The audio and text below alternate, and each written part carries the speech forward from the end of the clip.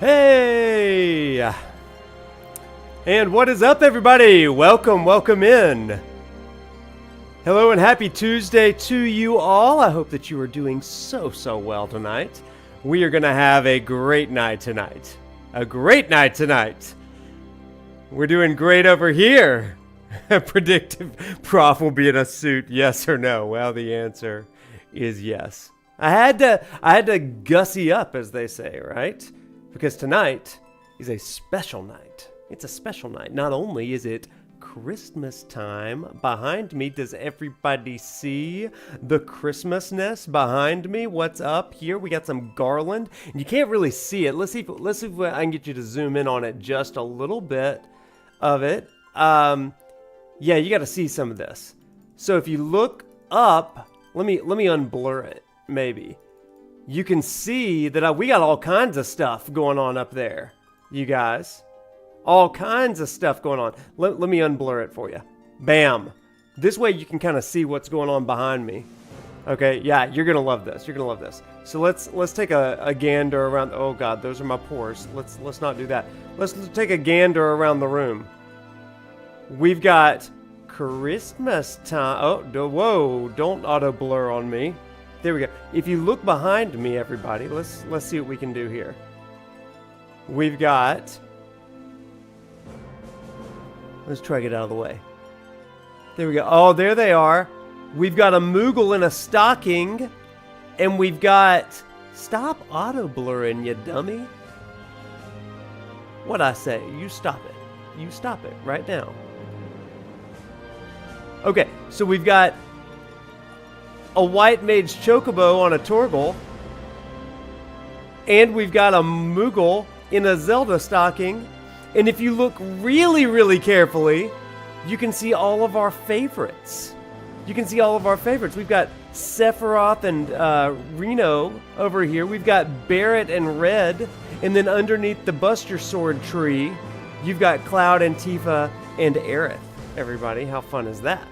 So, that's what's going on behind me. How about them apples? You see the Buster Sword? Yeah. Well, now you're going to just focus on me. But just know it's all back there, everybody. Know that it's all back there. Because everybody, tonight, it's going to be lighthearted. It is going to be lighthearted. Because we are going to have a good time tonight. What you think, chat? You want it zoomed out a little bit, or you want it zoomed in? Let's bring it down a little bit so you can see this fine suit I'm wearing. Oh yeah, that's what I'm talking about. Zoom, enhance. Yeah, get in all those pores. You know what I'm saying? There we go. Oh yeah, look at that. Oh man, we look so professional. Oh my gosh, look at this. Enhance. What's up, everybody? Welcome in. Look at this. We got a party in here tonight. Is it because it's shipping night? Is that is that why we're all in here? We're here for the ship. I put my hand up on your hip. When I ship, you ship, we ship. Yeah, that's what we're going to do tonight. That's it. I'm professional and ready for a Zoom call. That's it. I'm here to sell you insurance. That's what we're doing tonight. What pin am I wearing? Well, I'm wearing Clive. I thought about putting Clive and Jill up here and maybe a Torgal as well, but I just decided on Clive, you know? This is oddly fitting as you have winter formal on Friday. Oh my gosh, I'm prepping you for it. All aboard the ship wars. Okay. So, tonight, the reason that I am all suited up, the reason, not exactly the reason why we've got the Christmas, but it's, Advent. The reason we're doing this is because tonight is date night. Now, we've done date night before. That was the first Final Fantasy VII Rebirth stream that I ever did with you all, okay? Because we wanted to see who is Prof going to get on his date, and who remembers? Who remembers? Prof is also wearing gym shorts? You shut up. You don't know my secrets. You don't know my life. But yeah, who can remember who I got? You're just here in case there's another surprise unboxing. That's right. We got Tifa the first time. So we, tonight, instead of just seeing who we're going to get, we are going to watch every single date. Every single date. And it is going to be immaculate and amazing, and I'm so excited about that. That's right, everybody. Jessica, you've reminded me. This Saturday, I will also be dressed to the nines because I am going to the Final Fantasy VII Rebirth Orchestra concert. So if you are going to the Atlanta concert to see Rebirth, and you see me, okay, this is always the thing. If you see me, come up to me and say hello. Come up to me and say hello. Don't stalk me, all right? Don't, look out the corner of your eye and be like, would it bother him if I went up and said hi? It does not bother me. It does not bother me. So if you see me, you come up and you say hi. We can take a picture together and, whatever. It's going to be so fun. So we can high five and all that stuff. So tonight, like I said, is date night. So here's the deal. It's been a busy week for shipping, okay? And, curse the Whispers for guiding us on this particular night, right? Because of all the nights, chat, that we could have done the date, it had to be tonight. And you might say, well, why tonight? What's wrong with tonight? Well, everything is wrong with tonight. Or perhaps in the Whispers' grand brilliance and wisdom, they said, no, Prof needs to do it tonight because the community needs it. The community needs some structure. The community needs some hope. The community needs something to bring them together. And I'm like, oh my gosh, and that's going to rest on my shoulders? Holy crap. So if you didn't know, here's what's going on, everybody. Our Lord and Savior, Naoki Hamaguchi, was in an interview. And in the interview, he dropped a what could be the equivalent of an atomic bomb, right? In the interview. Because somebody asked him, I think IGN asked him, talk to us about the kiss with Tifa. Now, chat, that's not a spoiler for any of you, because if you were in there for the first date with me on date night round 1, you know. It got a little hot and heavy in that gondola ride. And so he asked him, IGN asked Hamaguchi, the director, what's up with the kiss? And here's what he said. I'm paraphrasing. You can go to the interview and check it out. He said, in Remake, the hug between Cloud and Tifa was a big deal. And so we wanted to show growth in Cloud. That's why, and I think he says, Cloud initiates the kiss. And so it's like an escalation, which has a lot of people wondering, okay, number one, if this is escalation and growth for Cloud, what is part 3 going to be? And we all kind of know, if we played the original, the Under the High Wind scene of things are implied between Cloud and Tifa that happen overnight. And she's like, oh gosh, did everybody see? And they're like, just the chocobos. Or more, who knows? Anyway, it gets hot and heavy. But Hamaguchi's talked about that. And part of the thing there is that he acknowledges kind of the depth of that Cloud and Tifa relationship. So here's the thing. I do not ship, okay? We all have our own opinions about the love interest. We're going to talk about some of that tonight. But we're not going to be combative. Okay, let's set some ground rules. We're not going to be combative. And there's a new trend on TikTok and on Instagram. And it says this. And I want this to be our mantra tonight, everybody. So I want you to repeat after me. Are you ready?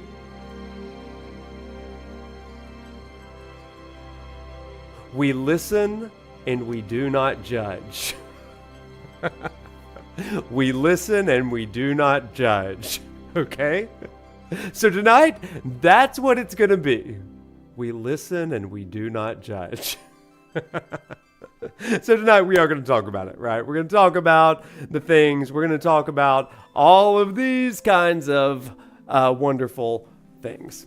You can listen and judge on your own, but here in this stream, we listen and we do not judge. Okay? So that's what it's going to be about.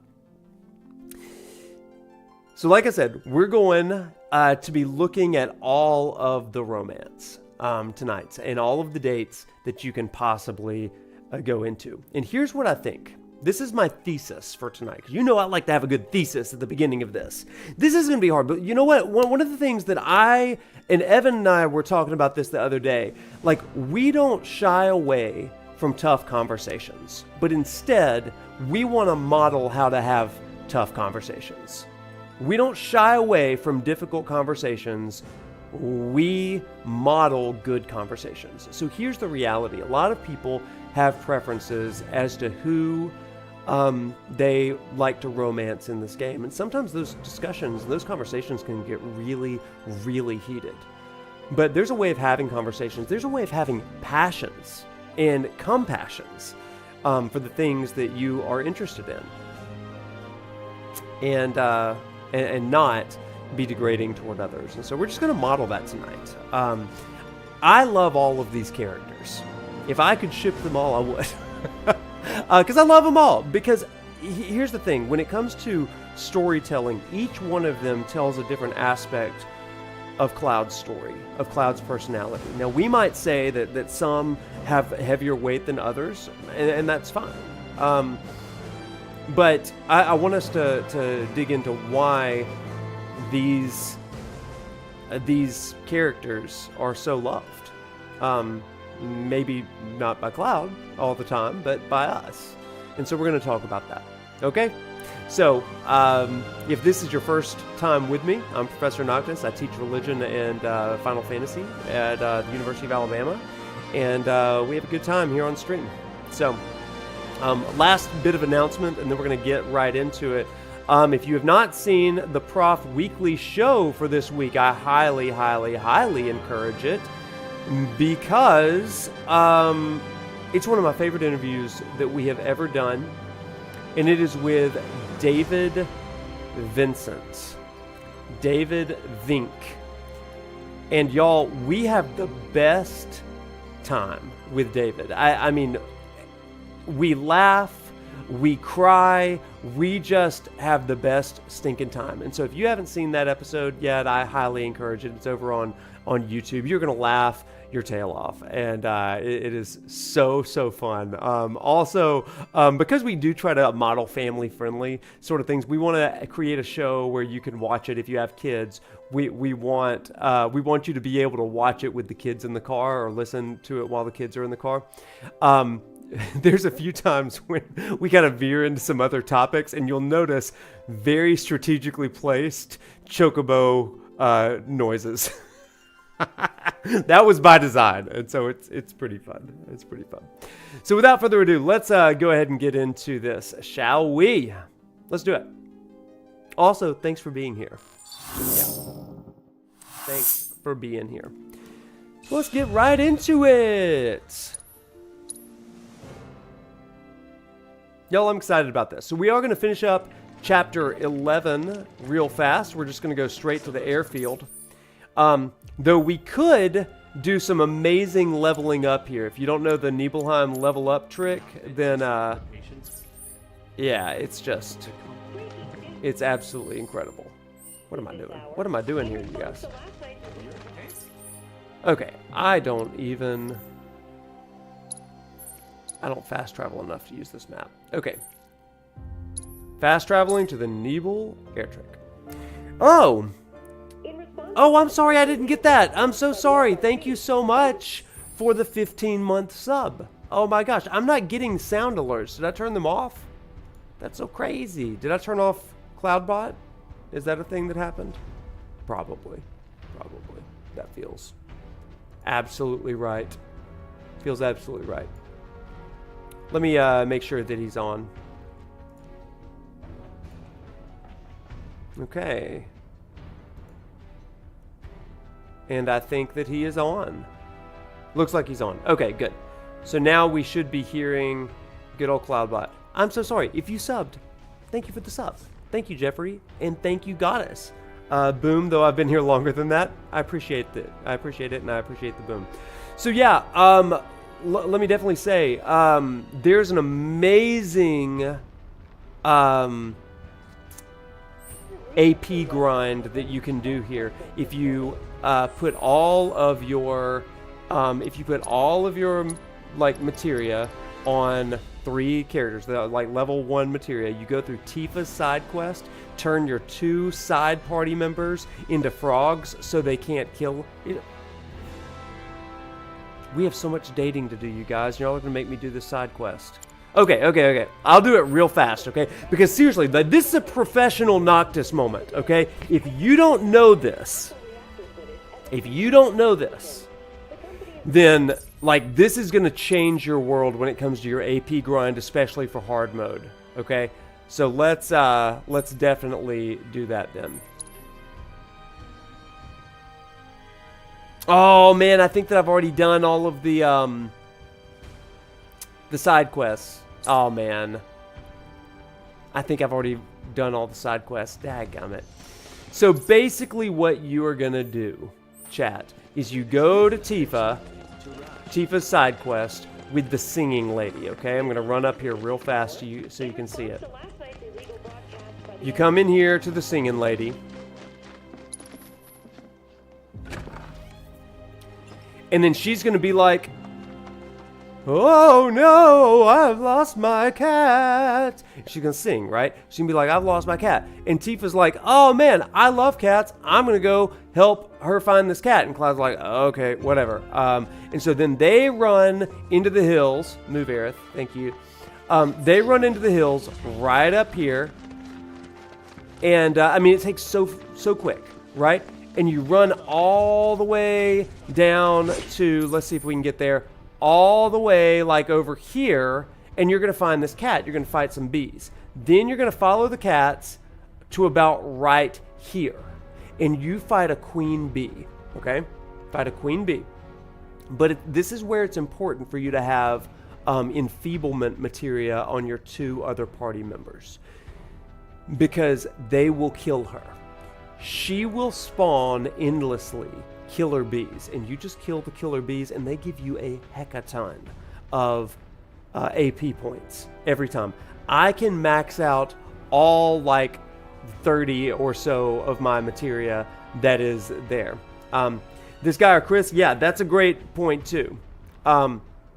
Using the Chadley VR, fighting the Queen Bee and Chadley VR. Yeah, you always have access to it.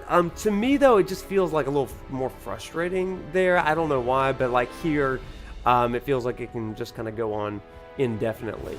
Or until you accidentally kill Queen Bee.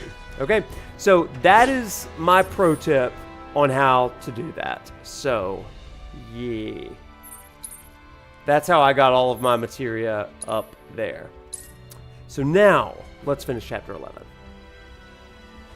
And there's Sid waiting on us. Hey! Stood up? Yeah, do it on easy difficulty. Waiting on you folks. Something I wanted to ask.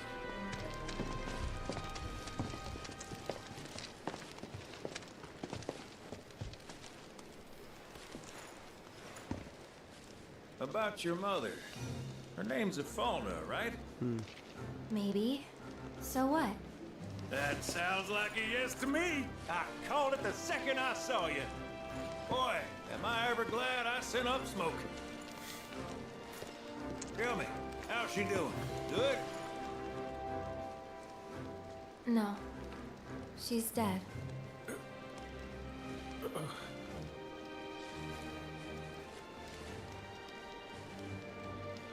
You know, the whole reason I joined Shinra was to become a pilot. But I wound up as a gopher for some lazy grease monkeys. Had me running around HQ fixing lights and whatnot. One time, though, I came across a pretty young thing with a little girl in her arms. That was you, wasn't it? Probably. You were knee-high to a tonberry. And I was what? Called a smocker, I'd wager.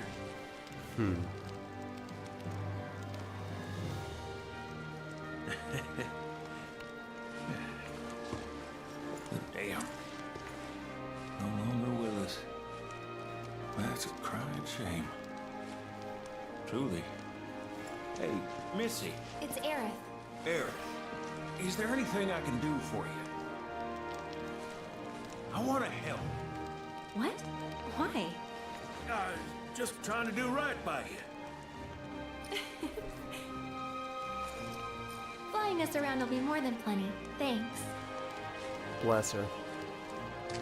Then again, if you're just dying to help, you could take us to the saucer for free. Free? It's fine, we'll pay.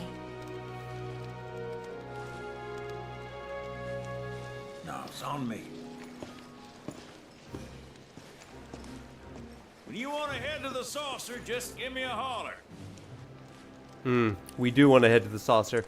I love that little tidbit. I don't know how you feel about it. One thing that it does for me personally is that it grounds Cid's sadness over Aerith's death. Even though he didn't know her that long, he has some depth of emotion with her because of because of her mom, and I think that that's such a cool way of doing it. It was not in the original story, at least I don't think it was even inferred. But I think it's so cool to ground Cid like that. Okay, let's head to the saucer. Hey, good to go? Good to go. Let's get a move on then.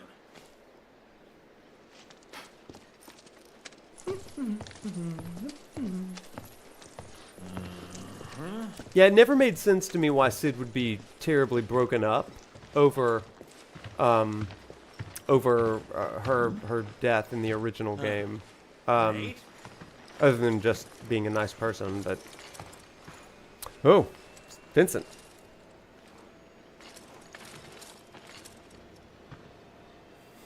You said that Sephiroth is your foe. I have a history with him. Unfinished business. He bothering you? Want me to give him the boot? Try to screw us over, and you're a dead man.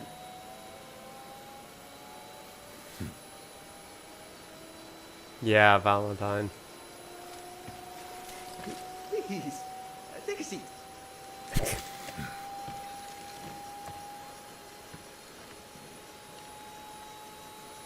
Do you think you can manage 8?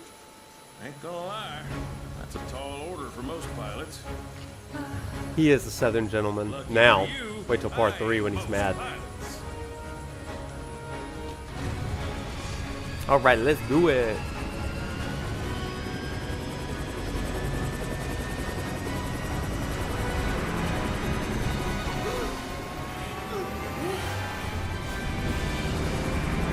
Oh, there's no more Thanksgiving? Oh yeah, I need to fix that.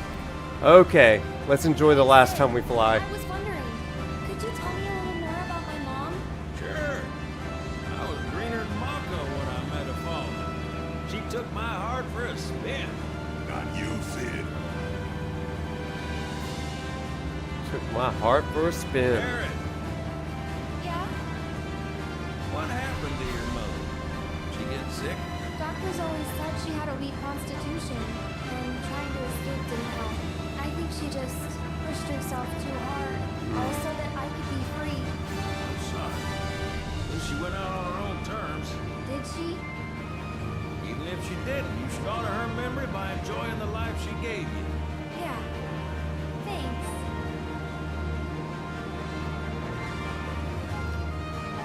I love looking at the world. Wutai's finally made a move against Shinra. Might be war. And as Midgar's been bombed to hell and back, Shinra's gotta be on the ropes. War isn't worth celebrating. Ever. Exactly. This will affect everyone. For the worse. It's like when Sephiroth shows up. Nobody leaves. On a related note, if war is officially declared, it will be long before borders start closing. So, if you've got somewhere to be, you might want to get a wee shuffle on. I can't wait to fly around in this world at high wind speed. Oh crap. What the? Kiss the skies goodbye. Hey, Cid.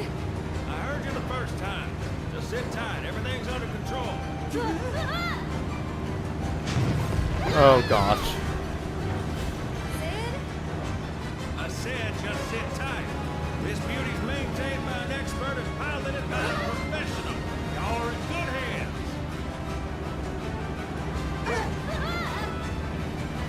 love it. Oh my gosh.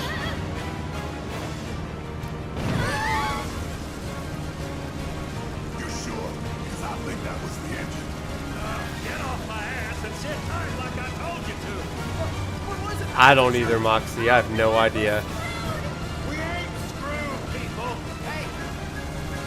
All right, brace for emergency landing.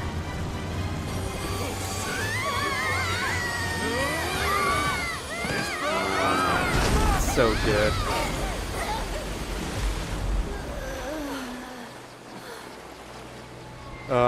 Any landing you can swim away from. You almost killed us! Best image in the game. Everybody's just mad. I love it so much.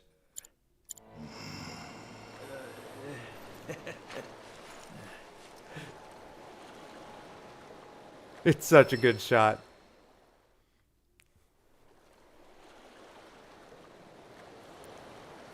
Let's take a photo.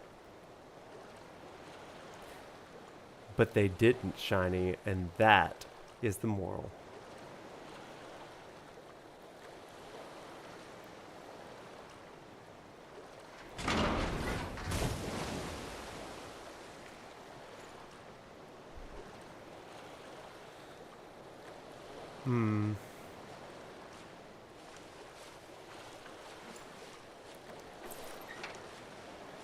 So in the original game, they're shot down by Shinra, and that's how the Bronco becomes this boat.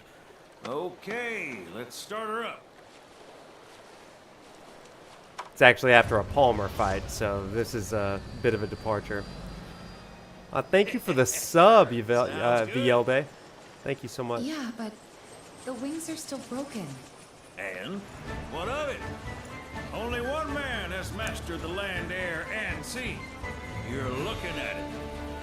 You got that? One of my favorite songs in this game. I love it. So, So you can think of me as the captain of your ship. Strap on in and we'll punch through the chop. Aye, aye. Whiskers! Let's set sail. What's up, bud? Straight through the ravine and on to Costa del Sol.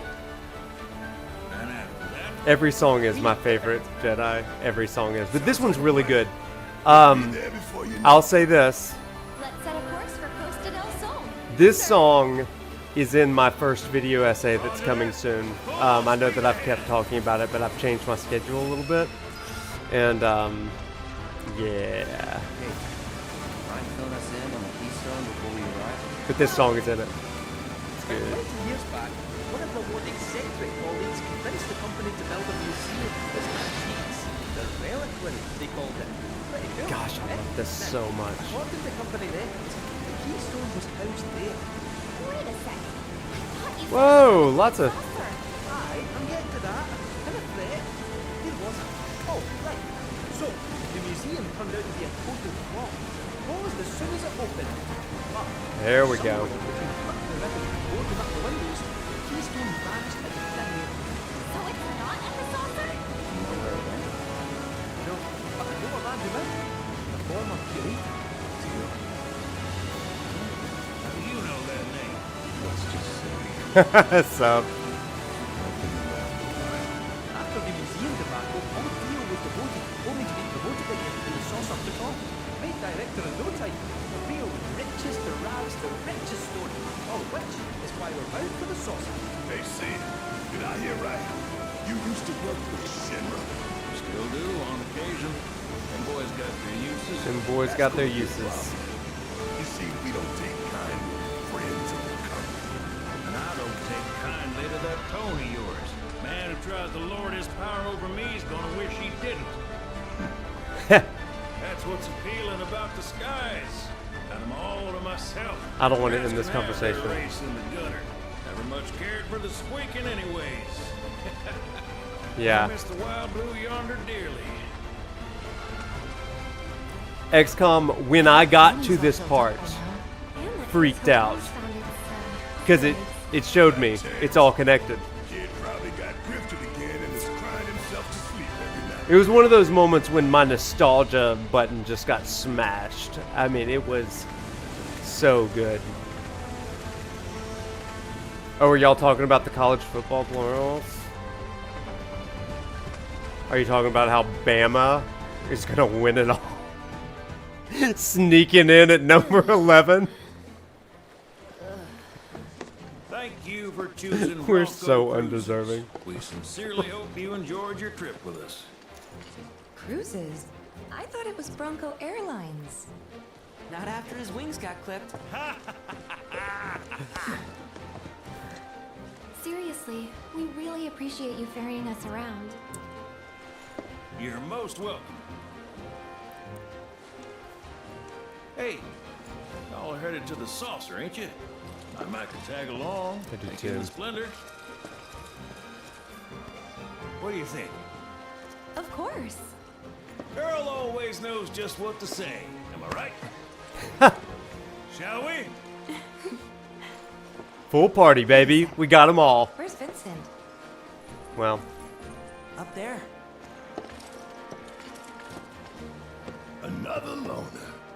As if one wasn't enough of a pain in my ass. Yeah, one's more than enough.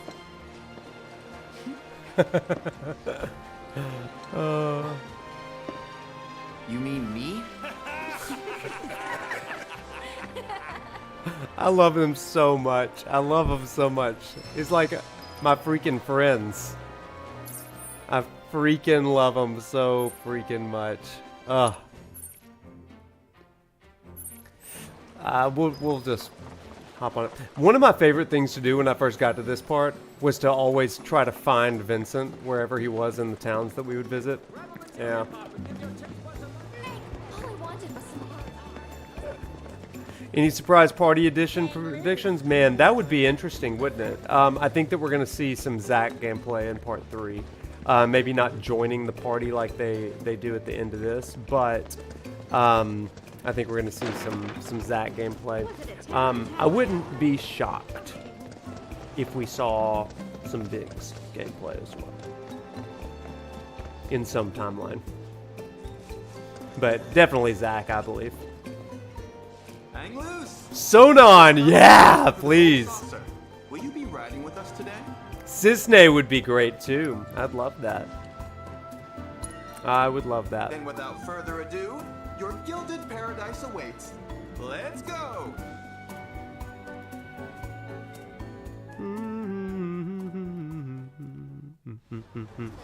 saucer. We hope your flight was smooth and Should split up to look for Dio. Will do.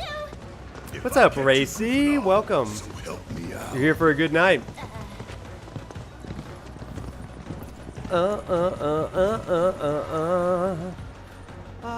Cloud? You got a minute? There's something I failed to mention about the Temple of the Ancients. You might call it a legend or a warning. Legend. You see, no one who goes into the temple ever comes out again. No one. And I'm wondering if you really want to take everyone to a place like that. You said it yourself. It's just a legend. See, again, I love the mythology around the Temple of the Ancients. We're Let's going there focus on finding Dio Thursday, and the Keystone but for now. I love it.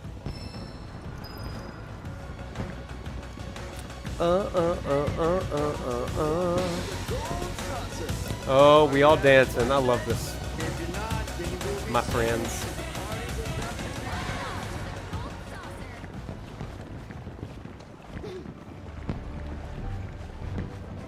I would not hate if Rufus played a companion role in some case. I think it'd be interesting. Especially toward the end. I think it would be really interesting. Especially knowing what they do in Advent Children. I think it'd be really cool.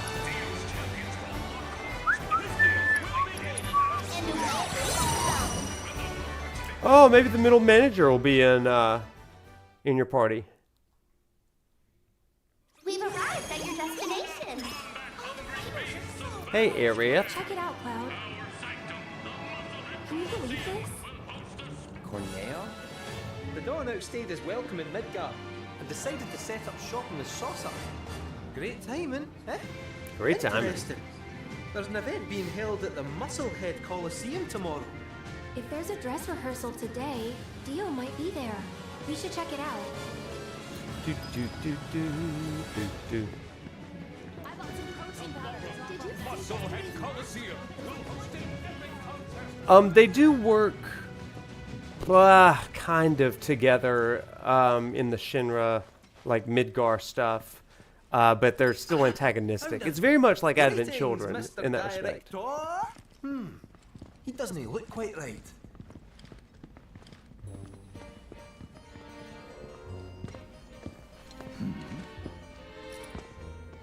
Well, if it isn't our friendly fugitives, you're looking hale and hearty.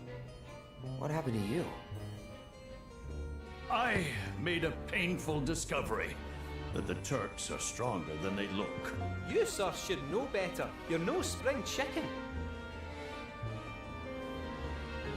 Speaking of old things, It's gonna be a whatever happened to brutal that fight wee later keystone tonight. thingy? We may be here for a while, We y'all. need to get our hands on it. It was part of your collection, last we heard.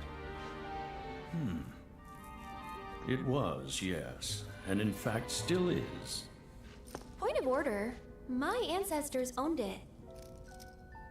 Don't you think that makes me its rightful owner? A Cetra, are you? That, my dear, is a bold claim.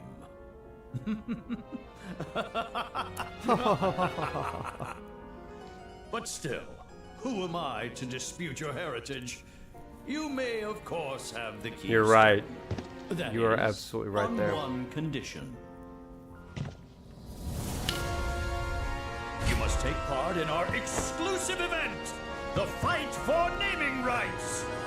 Dio's champions versus the Corneo family. Should my team fall Well, I to shouldn't those flex in the rogues, suit. the I'll gold bust saucer it. will become Corneo land. Flex it out! Training hard and getting those gains. What's up, party people? Getting those gains. It's a challenge from the top. Kind and long. Give the people what they want. Take it in a piece. But look at me. I can barely lift a finger. And here I was Then war lamenting broke my out lot in in life heaven. when you came along. Smith, fate. you're so right. Nay, divine intervention. Oh, that's funny. What say you? Will you be my champions and go to war against Don Corneo? I'll do it. I'll fight. We win, we get the keystone, right? As agreed, you have my word. Then we're in. Then we have ourselves a deal. I love it. Naturally, I want you in peak physical condition for the big bout, so please use my hotel to rest up. Great. I'll jog on ahead and tell the others then.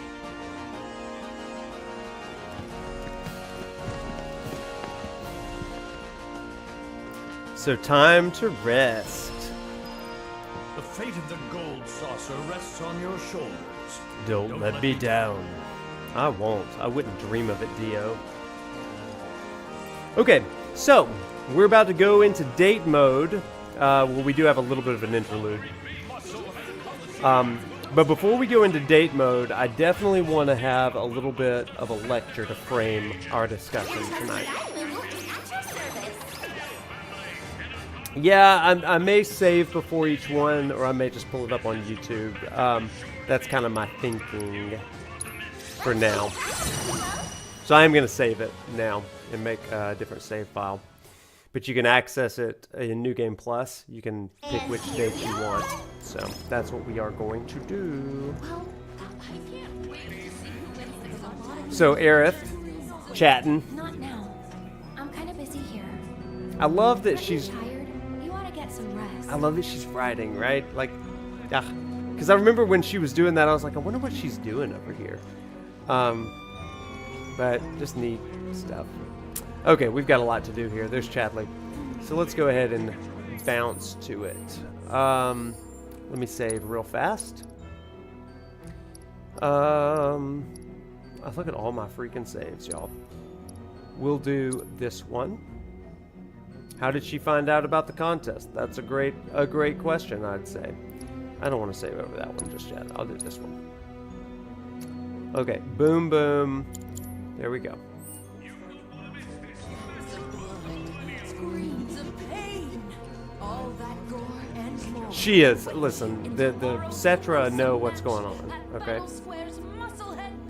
So before we do any of that, let's go ahead and choose our first one. So, I do want to do this, but I know that we've got the interlude first as well. So I'm not skipping Zack's story. Why would I ever do that? Chapter 12 companion. I don't even know who my close companion is right now. I guess I could do it.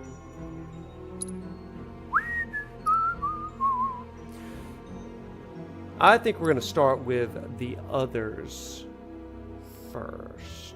Does that change the... I tell you what, let's just start with the closest companion. And we'll see, we'll leave that up to fate. That'll be the first one we discuss. Then we'll go back and watch all of the other ones. Okay? Deal? That's what we'll do. Yeah.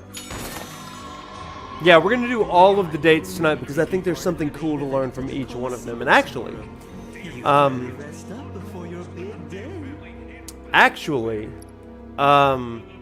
you may be surprised to know this, chat. I have not watched any of the dates other than the one I got the first time because I've been saving it for you because I wanted to watch them first with you and to deduce what we could from each one of these. So, I think it'll be cool. Let's do it. It's all a surprise to me. I know a little bit because, you know, I'm not really avoiding spoilers, but we're going to do it all.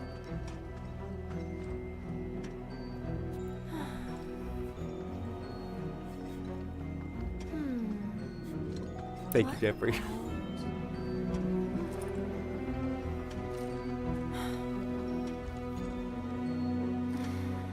Think.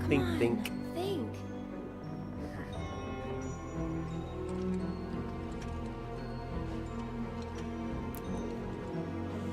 Way too, not enough, Nier. Not enough. Right there? How's it going? Not so good. I had no idea you were into sword I did get riding. Tifa the first time, yeah. Oh, I'm not. But I wanted to give it a shot. I see. Well, good for you. Never know till you try.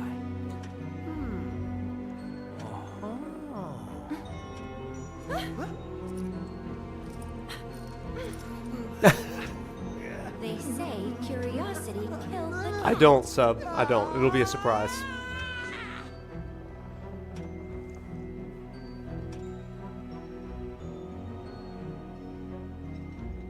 Oh, you've only seen Tifa in red? Okay, good.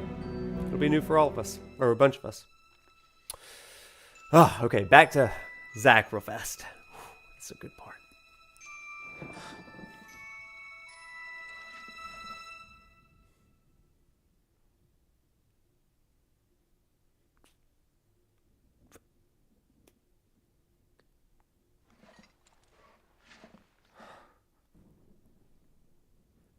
Sub. Oh, you got Barret ears. Nice.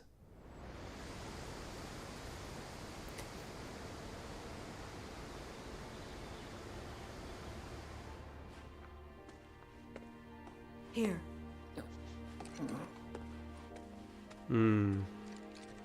Cloud's all yours. I'll take care of Aerith after. Yeah, Barret, I think Yes, that ma'am.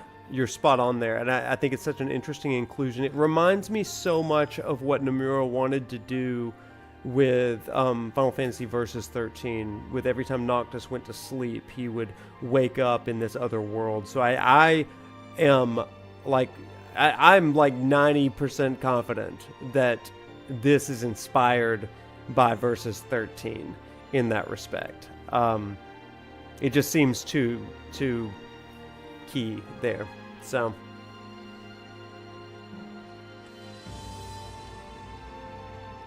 yeah, it's a beautiful track in the game. Yeah. In fact, I wouldn't be surprised if Versus 13 didn't give us some clues as to where things are going Sure does in some sleep ways. a lot, huh? It's better this way. What? Why? Because of Cloud. He's still sick. Please, They do, Barret. you gotta make Cloud get better.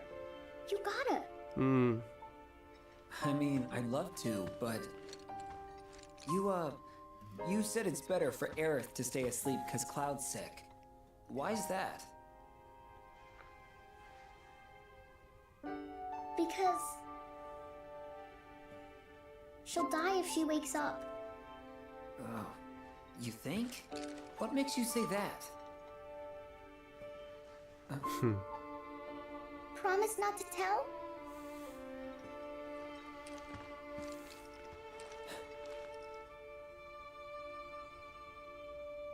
When she wakes up, a scary man is gonna kill her. Cloud tries to save her, but he doesn't make it in time. He almost does, but he doesn't.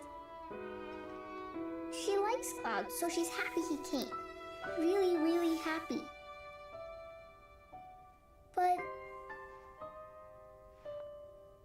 But she dies. That's why you have to make Cloud better. If he's sick, he can't save Aerith. Marlene, are you sure you didn't just have a bad dream? No. I saw it. Oh, okay. I did. Don't worry, I believe you. With everything that's going on, how could I not? Okay. Just one question, if it's all right.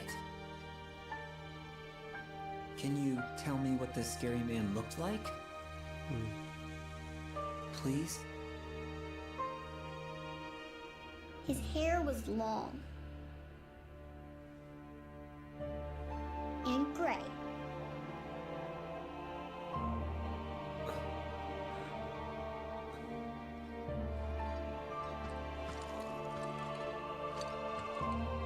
Of all the people.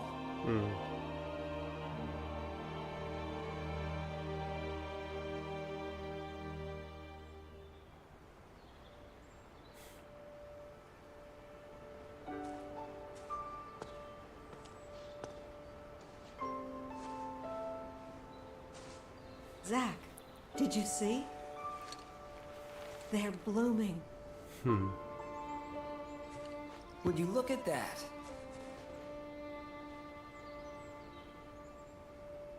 These were always Aerith's favorites.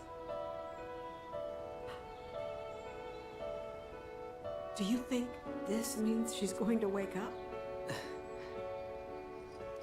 Maybe. Can always hope.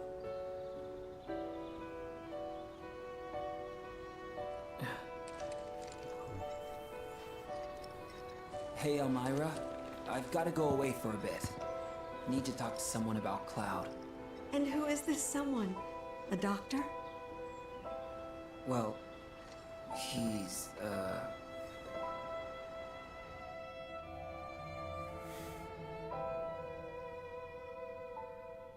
I just feel like this is so well done, you guys. I know close that enough, I suppose. I know some Well, people hurry on back, okay? have mixed feelings about Hard enough Zack's looking after role these and two all this. with I your help, don't. I but just without love it. Gosh, I love it. Without you, I'd be a wreck. Don't worry, I'm going by bike. Shouldn't take long. Just keep an eye on him while I'm gone, okay? There isn't a thing Oh, I if Aerith don't does cherish wake in this up, game. You're so please right. don't let her leave. I mean, I'm shameless, right? Like it's No promises. easily my favorite That game. girl snuck out more times than I can count. Don't let her. Please. I won't. I love it.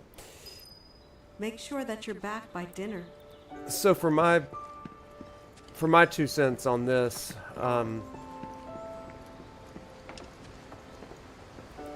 I find it really interesting that you get these scenes with Zack and you get them with Aerith and all of these characters. But Zack and Biggs particularly, because they are supposed to have died, you know, and it really does make me wonder, how are they going to explain some of that theology and philosophy of the life stream? And what does that mean for us? You know, in the real world, we always talk about life beyond and, you know, thinking about loved ones that have passed on. And we have, you know, so many stories of people that are on their deathbed and they see loved ones that have already passed on before they do as well. I remember when my grandmother died, she saw almost like a rotating door of people in and out, of people that were already gone, almost like they were welcoming her. And you hear that across religions, across cultures, across philosophies, and I don't know if there's anything to it or if it's just these blasts of memory. I'm sure that it can be explained that way, but it does make you wonder, you know, for this game, how are they kind of calling to that? In my second video essay when I talked about Eligor and thin places, that's what I was kind of getting at. It's these places when the veil between the living and the dead of the realm of earth and heaven are pulled back. That veil is thinner, and we're able to kind of graze up against the divine in some way. It's just an interesting thing to think about. So, to me, I think that's why I really appreciate what they're doing. It's this idea that their loved ones are not truly gone, but they exist, and maybe they're nearer than we think. So, anyway, lots of cultures, lots of thoughts on that. Yeah. Okay, well, let's get to it then.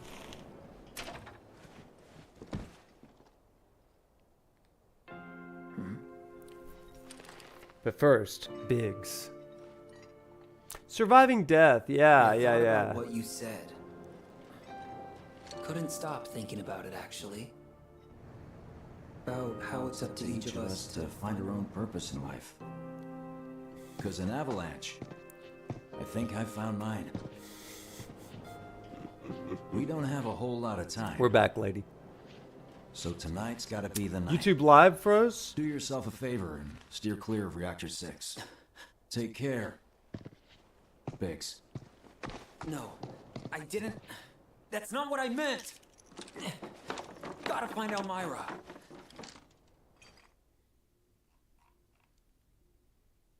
I don't know what's going on with it. It's all fine on my end.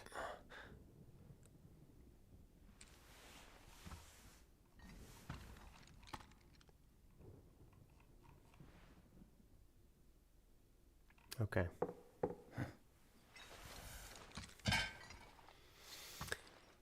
All right, chat.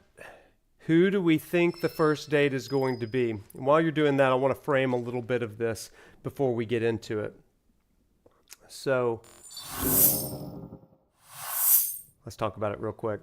So tonight we're doing the famous date sequence, and we're going to be looking for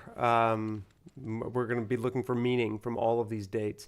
When we're talking about a game that's delving into Cloud's subconscious, then it stands to reason that each of these dates draws out a different aspect of Cloud's own personality. And that's exactly what we kind of want to think about and talk about here tonight. And so when we get to this, I want to start with a question for you, chat. And this is how I would begin it with my ordinary class as well. And it's simply this. What are some of your favorite love stories or romance movies? What are some of your favorite love stories and romance movies that you have enjoyed? It's Christmas time or holiday season for all of us as we get into December.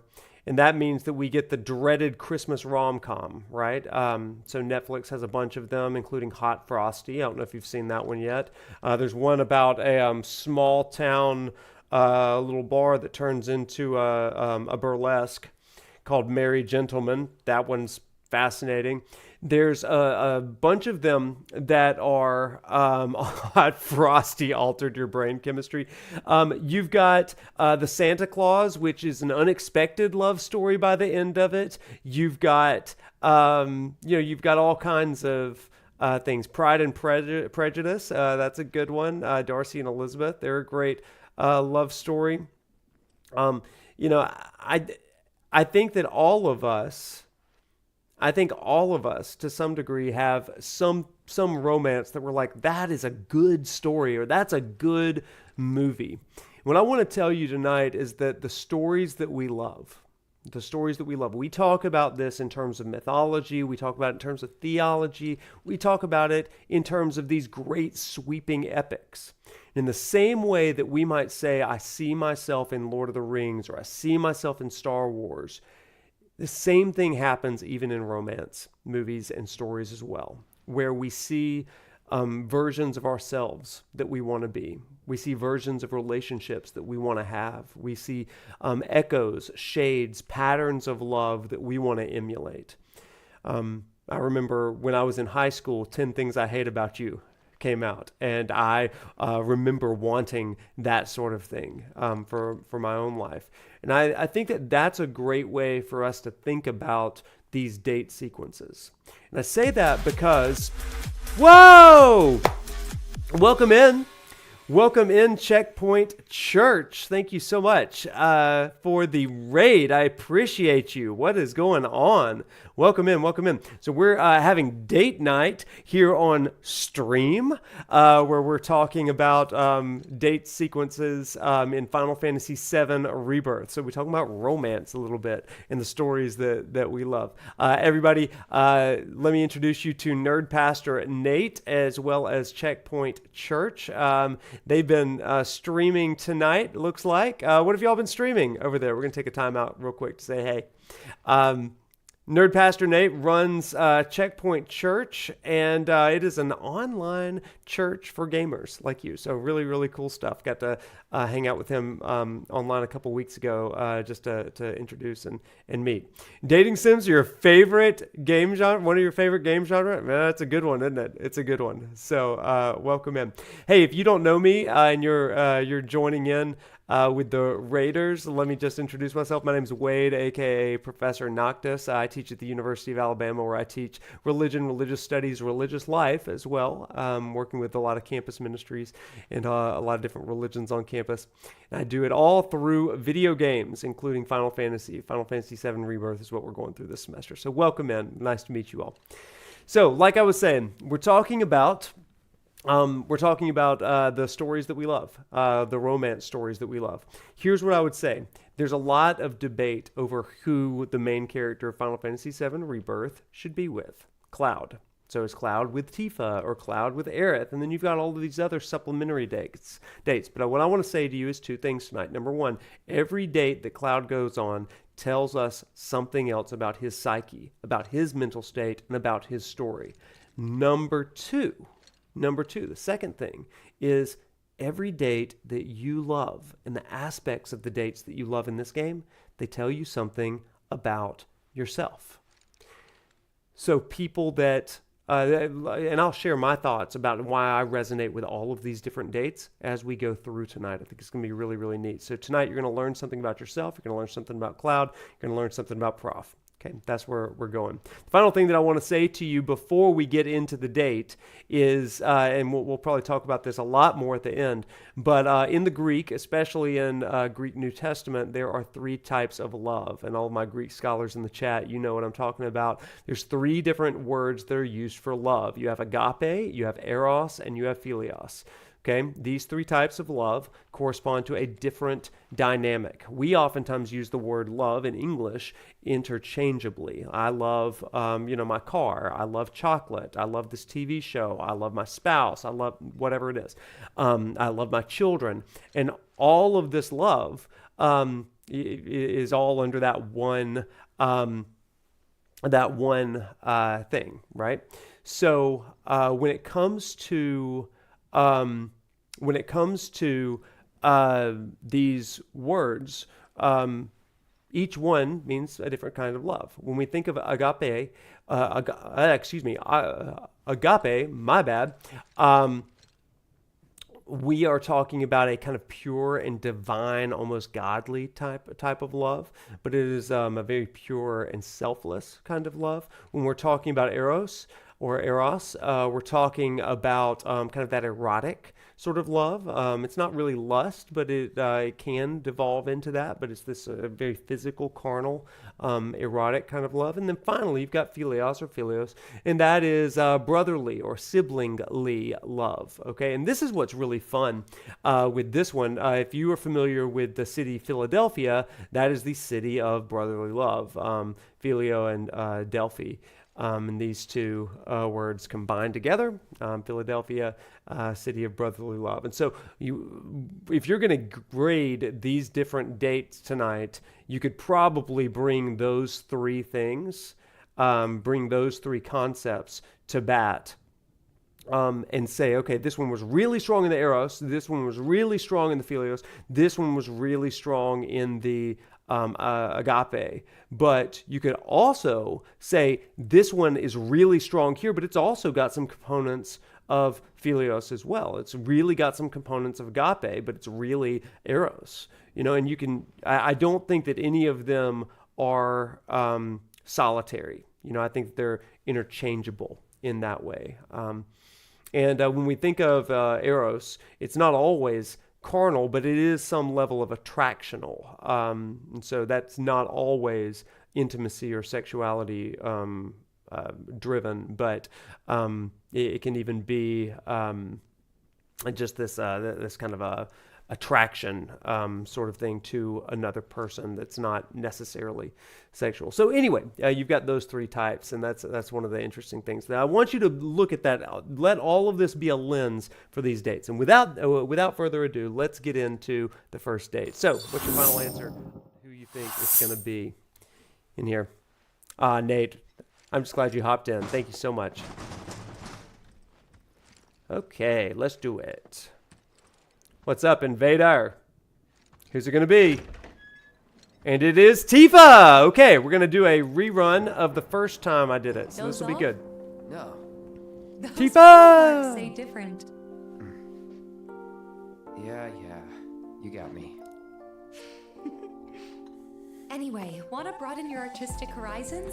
Loveless is playing here. And I got us tickets. Sure. After It's that, a good date. It's a we could real ride good the date. Skywheel. Right. We missed out on that before. Yeah, but not this time. Let's go. All right, chat. To the Skywheel. Well, to the other parts first. Really is Tifa Tuesday. Yeah.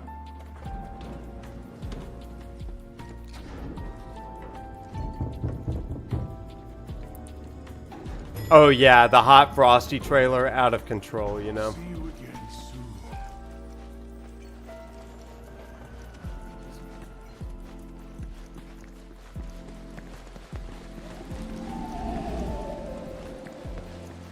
Oh, you always got to bring the sword to the date. Eh.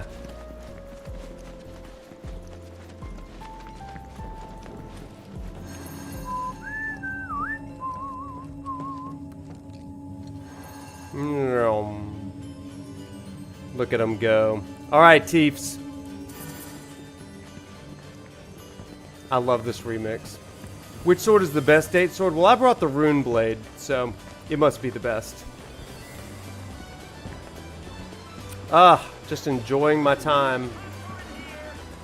Lighthearted and free over here. Whoopsies. I'm not leaving till I ride the Skywheel. I don't think we're supposed to go to the Skywheel first. That Gold Saucer theme is always so good. You're so right. So I want to get this on. You know, you're the second person today that's told me that I'm a good whistler. Go figure.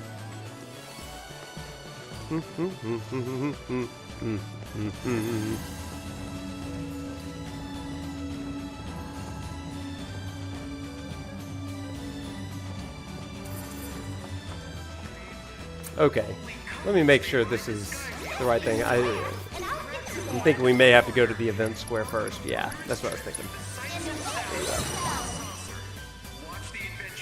A whistling album? Watched Hot Frosty.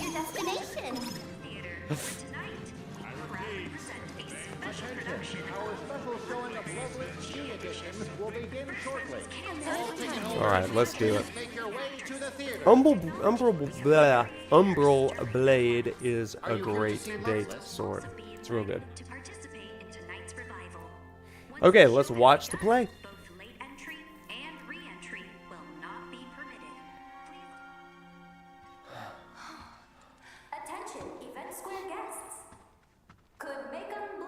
Alright, let's sit in and enjoy.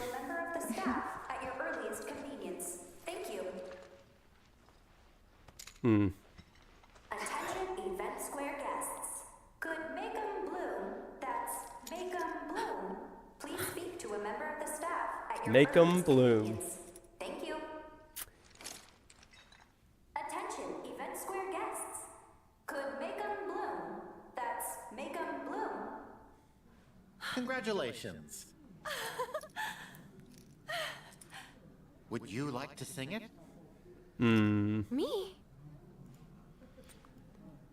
I don't know if we're going to do every play, because that would take a long time, but we are going to do every Sky Wheel, I'll say.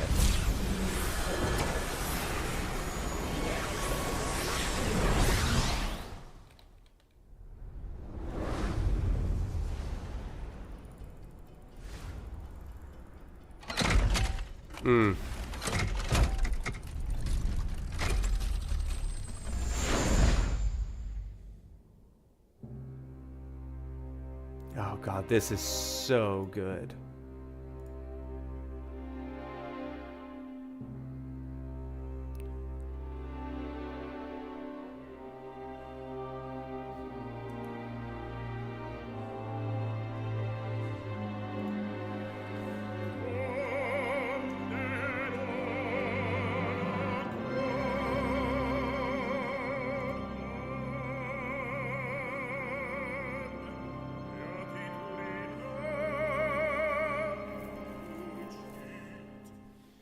This is so freaking beautiful.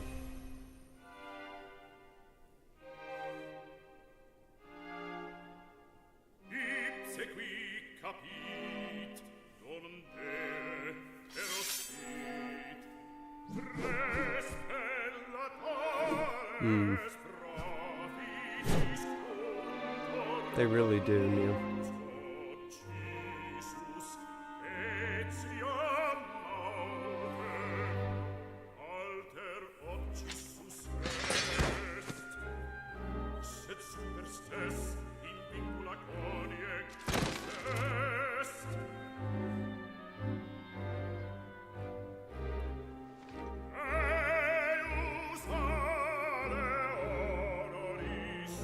Yet venerated is he in her embrace.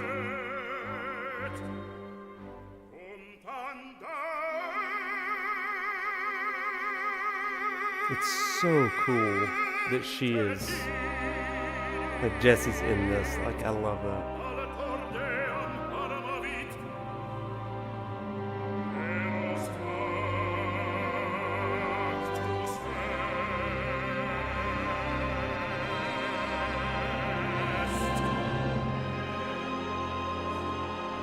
Now, though the cruel world hath forsaken us all, will our hero, nevertheless, I missed the last part.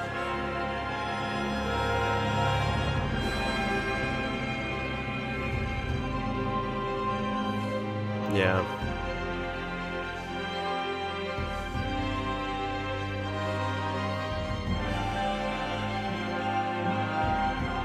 Okay.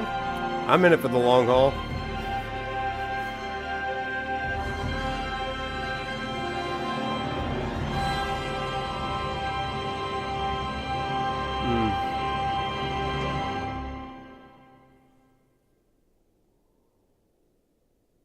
Ugh. Chat, so good.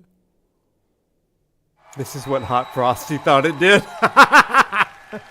Hot Frosty could never. I've never seen her look more beautiful. Yeah. She's a real star.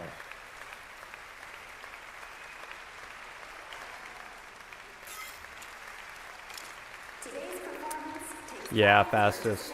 We'll skip some of the cutscenes.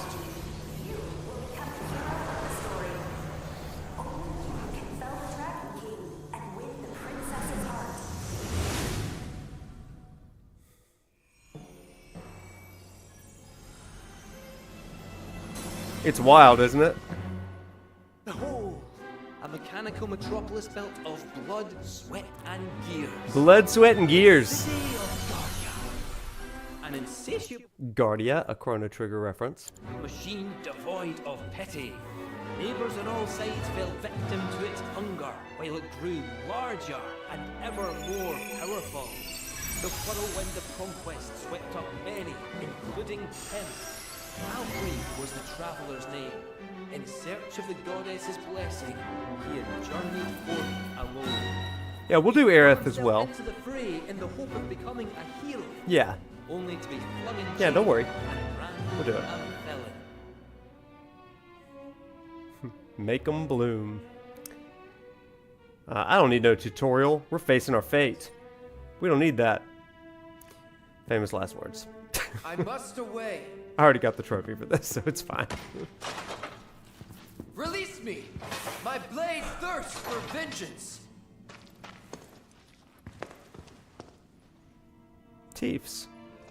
Fear not, Alfred. I've come for you. Rosa, how did you find me?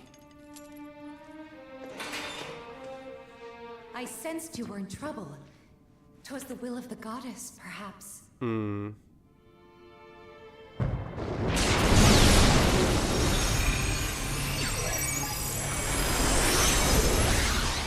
Oh, let's go. An all-fail prompt. We got to go through it like 8 times, so. Gentle princess. Gentle princess. Oh. Would the cur defy his captor? Genesis? I, by the grace of the goddess, as she has set me free, even now, so too shall she guide my blade. That's smart, yeah, it's neat. Let's start with you, Barret. Let's fight you, Dragon King Barbados. Bow, bow. Fear before the mighty dragon's roar.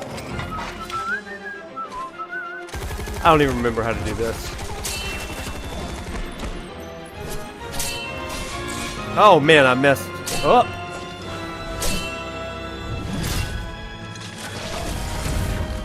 Look alive, Cloud. Nice roll.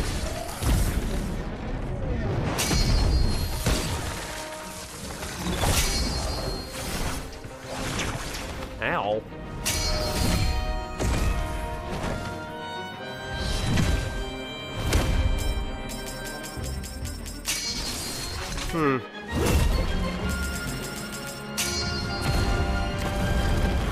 Ow.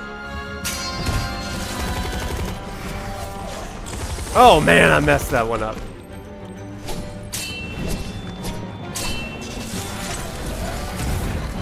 Big dodge.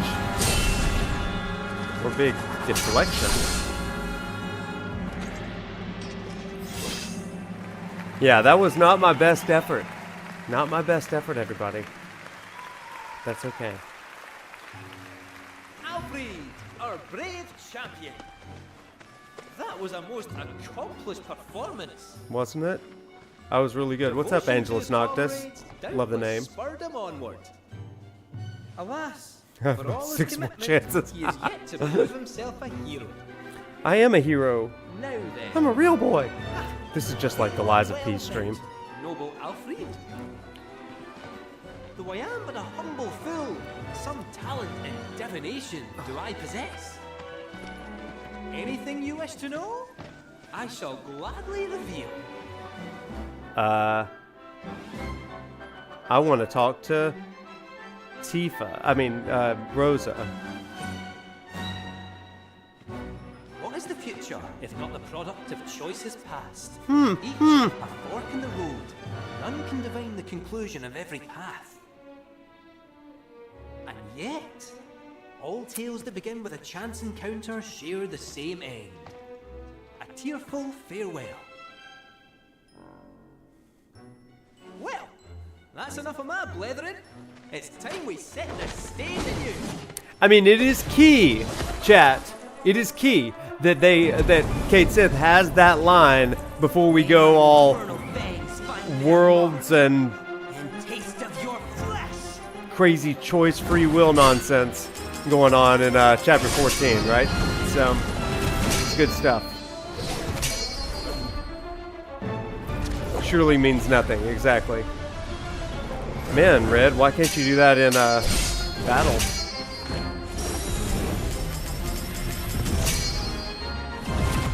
Pure coincidence, absolutely.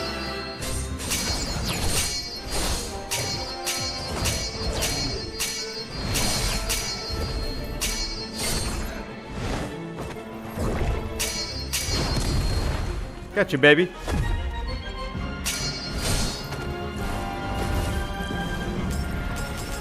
Come on, let's go. Fight! Take that. Freaking Red. Take that. Rendon! What's going on, my dear? Oh my gosh, was that great or what? Monarchy is a better actor than Cloud. A truly remarkable display of swordsmanship.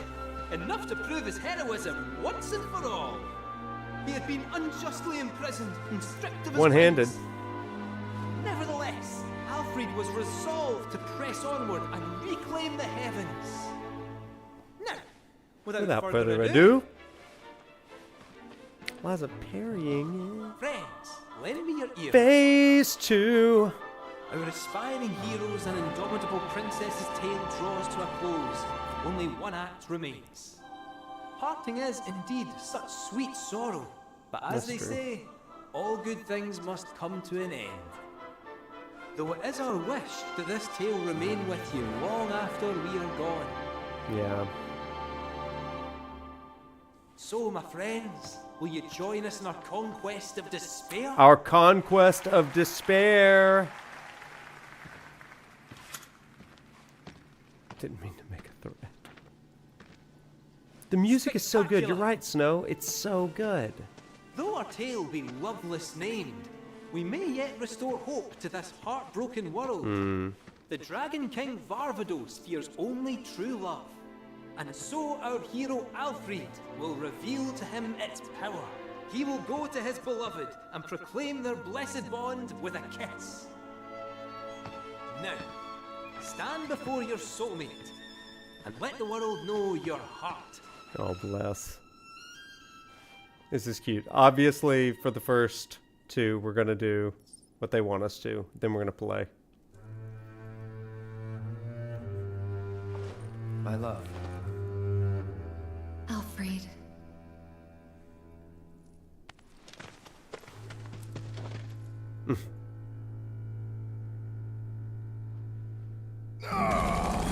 I hate love. Love is not what it illusions. Spin to win.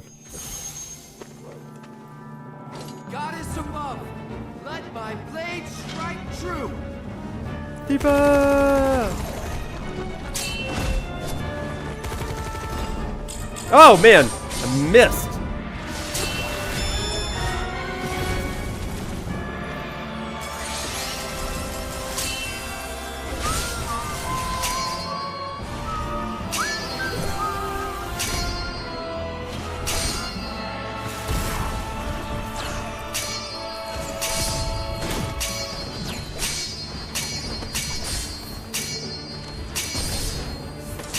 pretty good with the fast ones.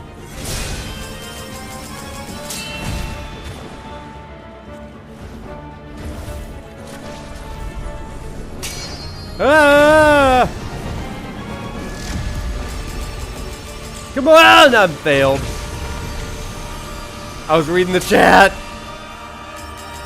Let's go! Okay, we did it.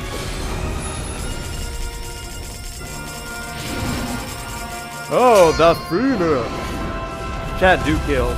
Chat do kill. Chat do kill. Angelus, what do you mean? Like, do you think Minerva's gonna show up? In Port 3? I got an S rank? Bereft of wings and broken, I consign you to the abyss. Thank you, Alfred, for saving our world and everyone in it. You are a true hero. I love it. What awaits you at Journey's End, I wonder? Will the goddess grant you her blessing? Or will the flames of vengeance consume you? All shall be revealed, O puppet of fate. So dance while you still have time. Dance till your frayed strings break, and you can dance no more.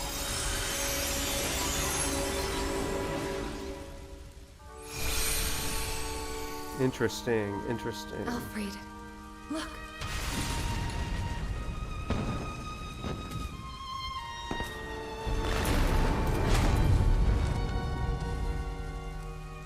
Must you go? Those I hold dear are waiting. I don't understand. I cannot. But please be safe. Rest assured, I shall return. Dun, da, da. You needn't promise that you'll wait, for I know that I will find you here.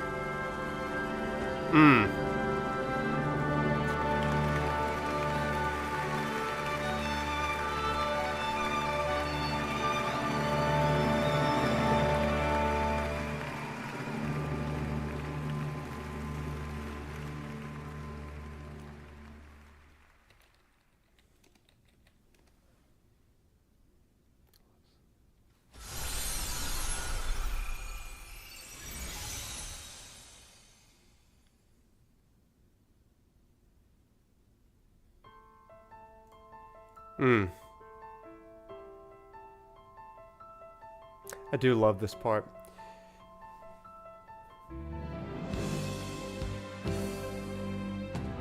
You got this. I love the friendship that you see between Tifa and Aerith here. And then also watching Cloud and Tifa together watching Aerith. It's beautiful.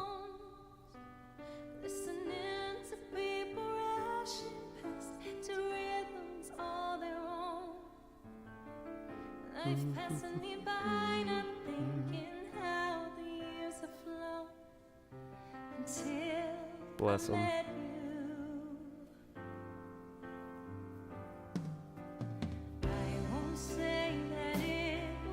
Friends.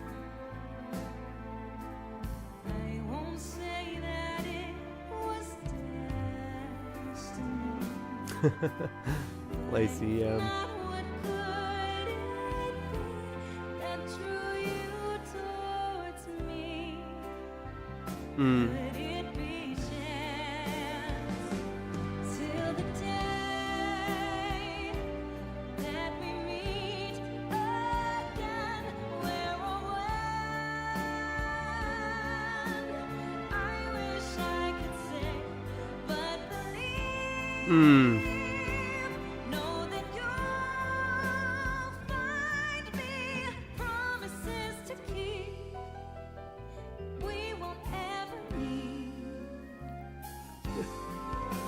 Yeah, Homer, we'll talk about it.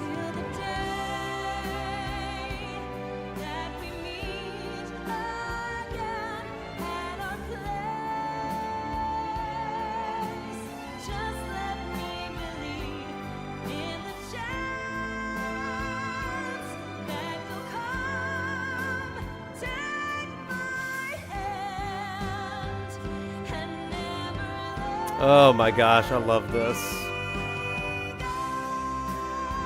Yeah. The reunion flowers, yeah.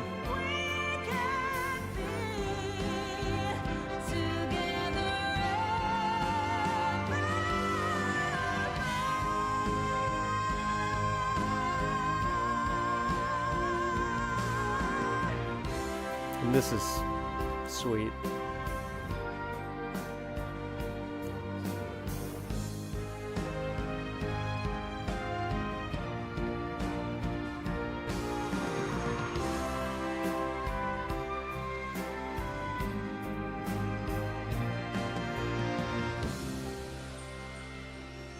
I do like this part too.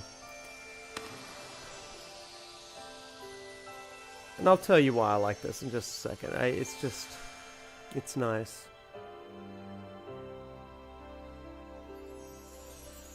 Like her voice is too big for Aerith. I can understand that. I think they nail the moment though, for it. It's beautiful. And then just this sorrow here, yeah.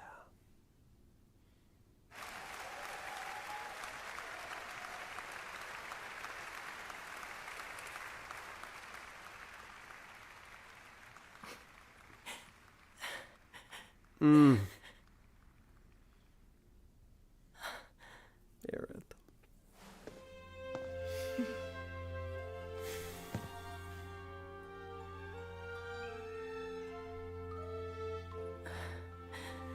Go on.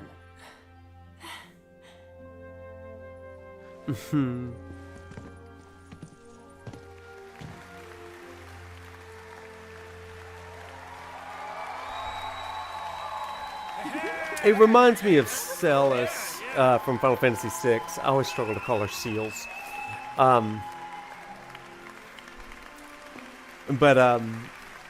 It reminds me of Celis, who can't sing but still does just a bang-up job in that. Her breakdown at the end is perfect. It's beautiful.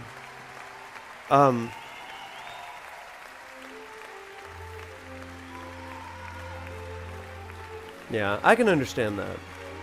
I understand the critique.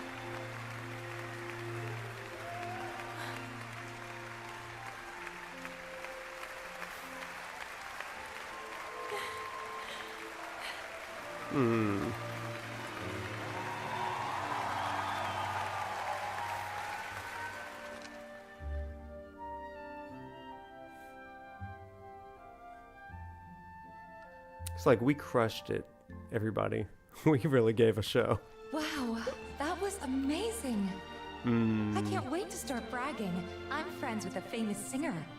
Well, maybe next time you could take the stage. Attention! The Sky Wheel will be closing soon. Please line up and have your ticket ready. Well, the night's still young, right? What say we check it out?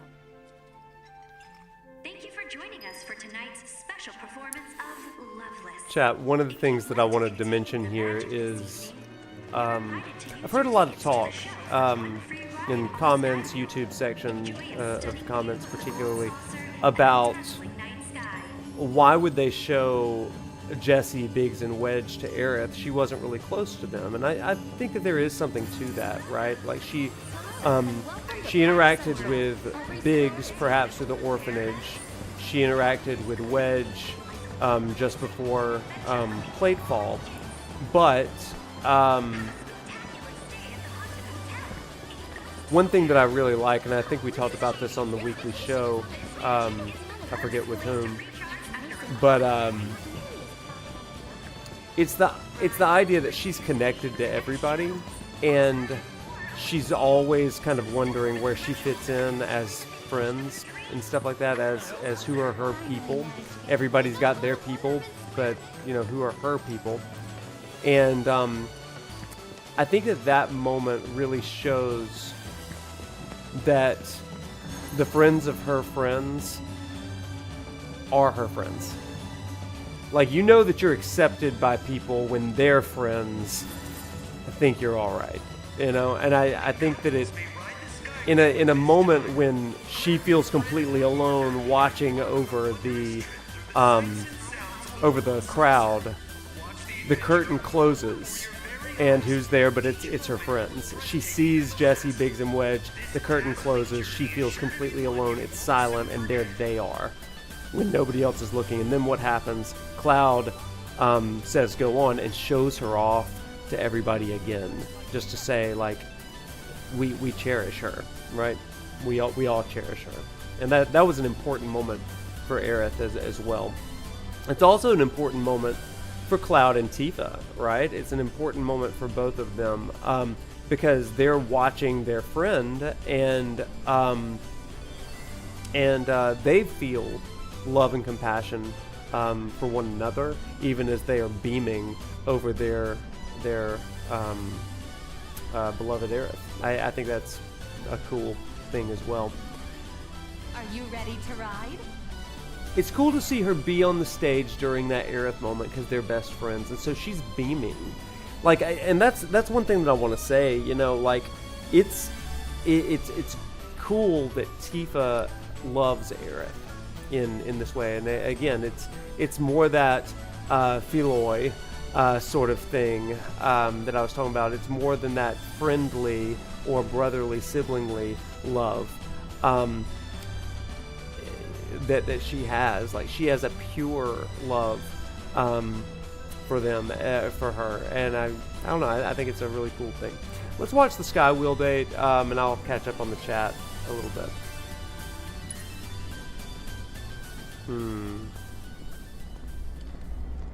What do I think about ships for part 3? I think it may be settled. You ready for part this? 3. I think there may be a little ambiguity, but well, yes, Smith. Yes. You first. We'll talk about that next Cloud? time.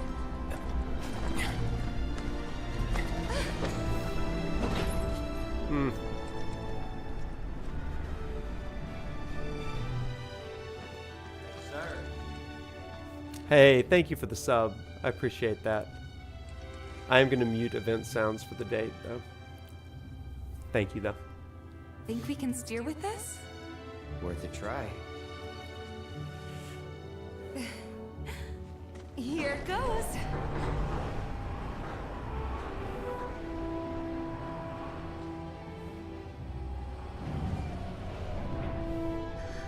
Wow.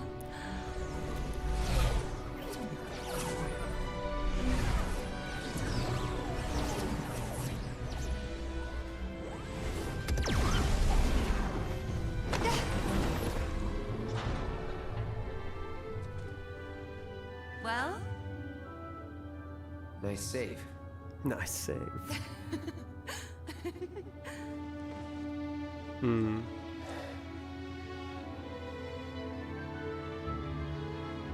Hey, over there. See that?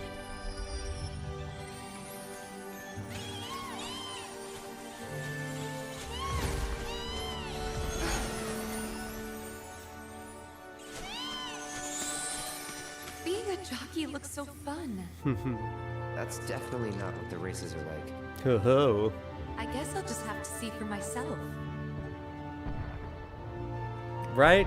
Art Station? I love that.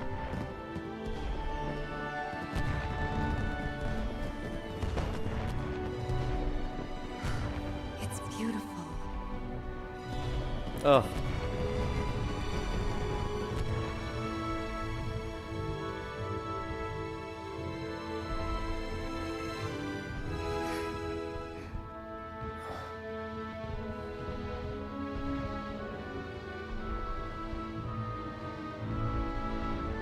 So, have you talked to Aerith?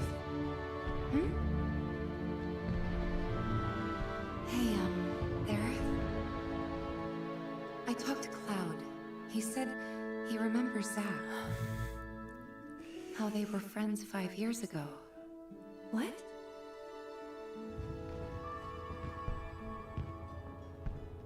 Not yet. Right.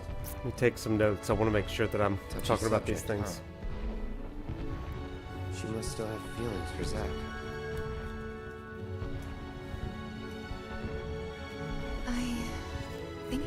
a little more complicated than that.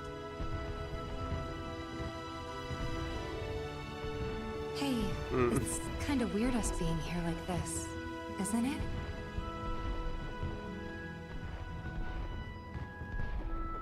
Is it? I mean, I guess it is. Kinda.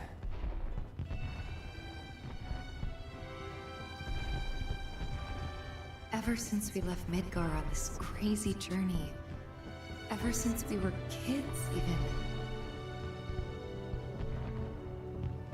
I can't remember a time like this. A time when we were this close.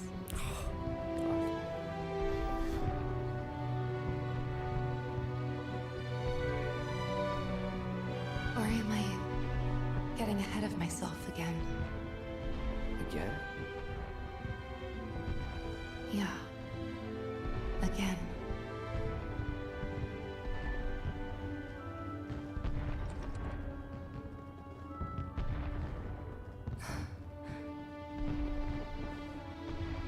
Not one bit.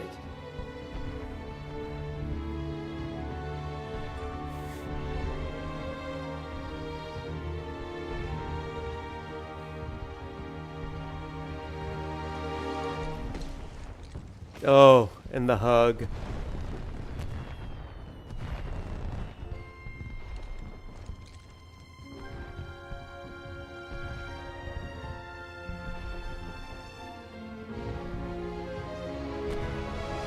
Oh, chat.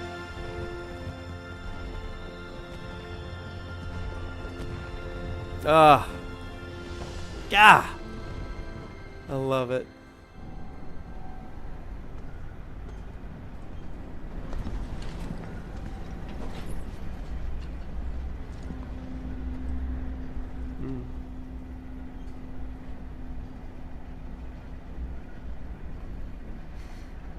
So, we should probably head back to our rooms. Yeah, probably.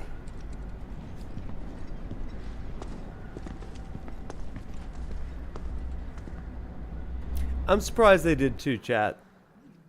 But I want to process that a minute. What a beautiful, beautiful date and sentiment with that. Okay, I don't need all of that. We're gonna skip this and go to the next date, everybody. So, yeah, there's yeah, we're gonna skip that and go to the next date. Not now, seriously. We were in it right then. We were in it. Okay, so we're gonna go ahead and get back here then. So before we get to that, though, we definitely got to chat about the Tifa date, right? We got to chat about that.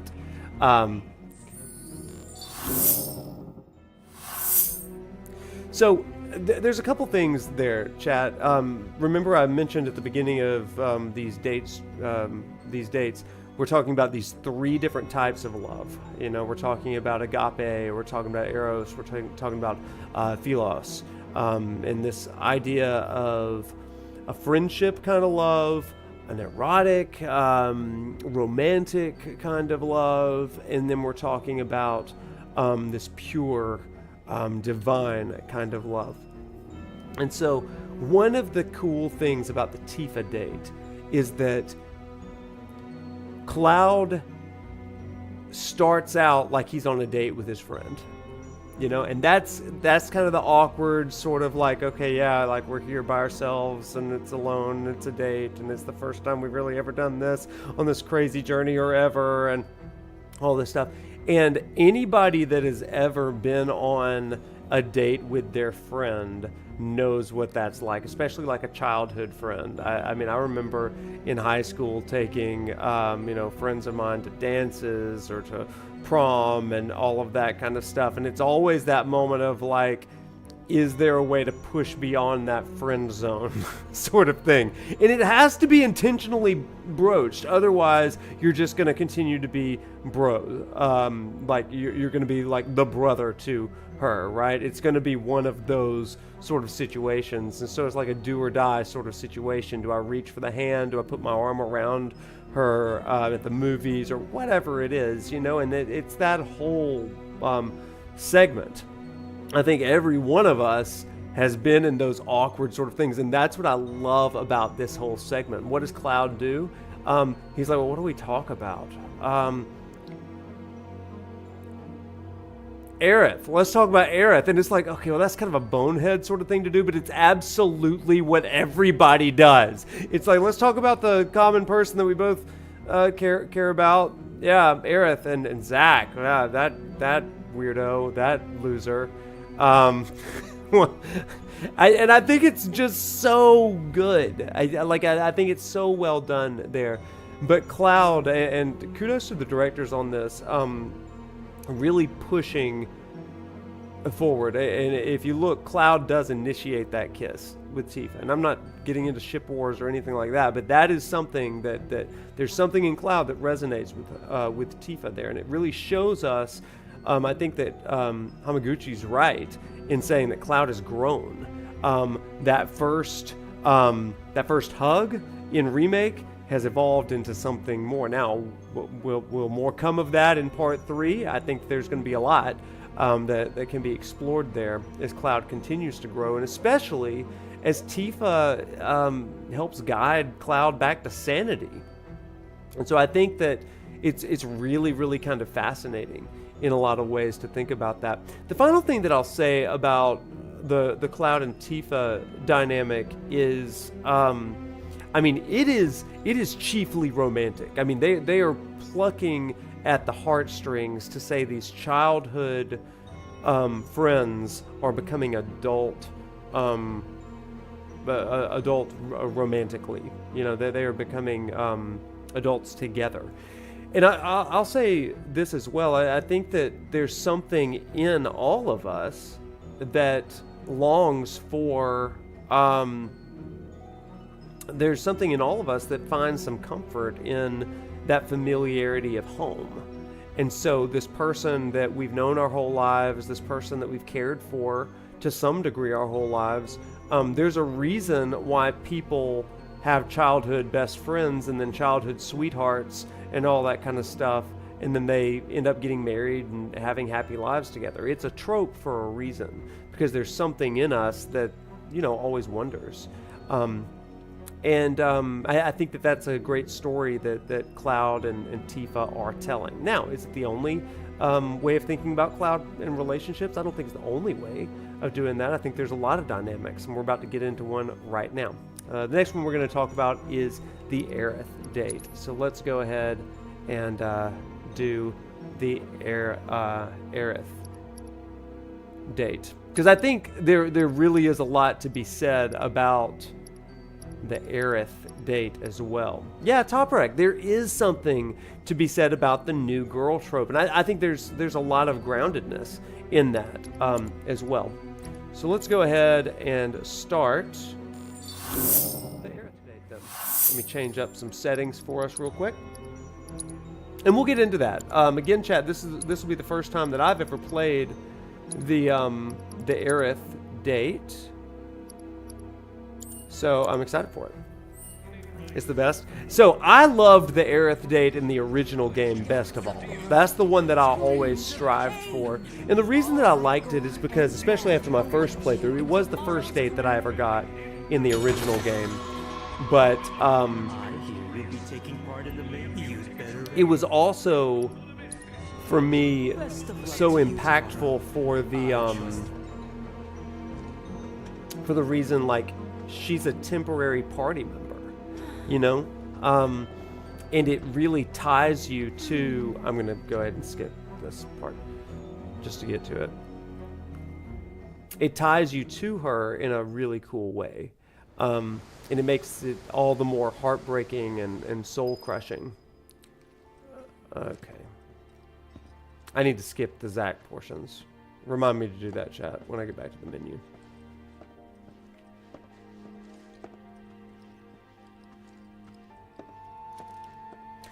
Yeah, no, I think that there's a good reason for that. I think the dialogue there is so good about I'm trying to find you, Cloud. I want to meet you. It's a cool sort of sequence. Yeah.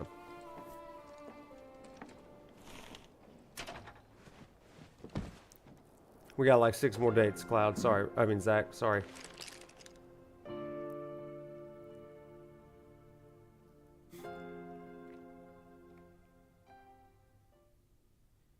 Wakey, wakey, Cloudy.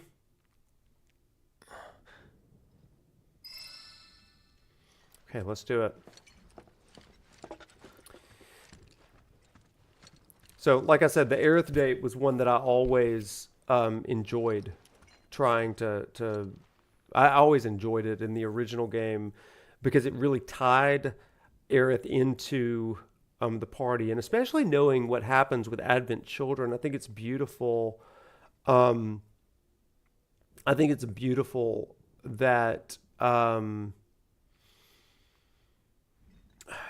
heartbreaking, I should say, not just beautiful, that Cloud's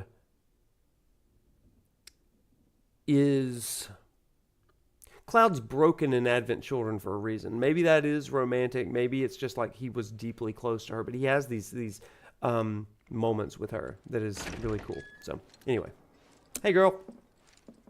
Oh, a Johnny date. We got that at Walmart. Those are some pillow marks. You must have been out like a light. Bless her. You know, there's a showing of Loveless about to start. I've heard. And I've got 2 tickets to it. We should go. Also, the Skywheel's running a special for couples. Yeah, Lacey. For couples? As in... I'll leave that up to your imagination. It's more fun that way. I love that about the others? Playfulness with Forget about them. Aerith. For now, anyway. Aerith does love this. Come on.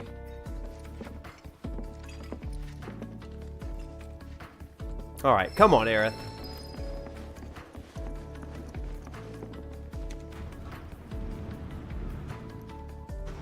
He chuckles here, but the music covers it. It's precious.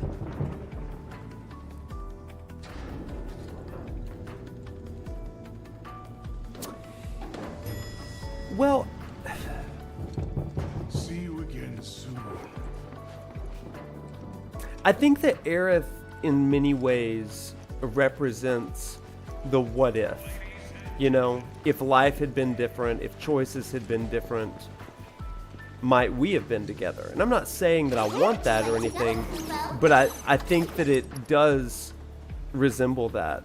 I've talked about this before, but around the time that I hit 35 years old, I really started to think deeply about, you know, the choices that I had made in life.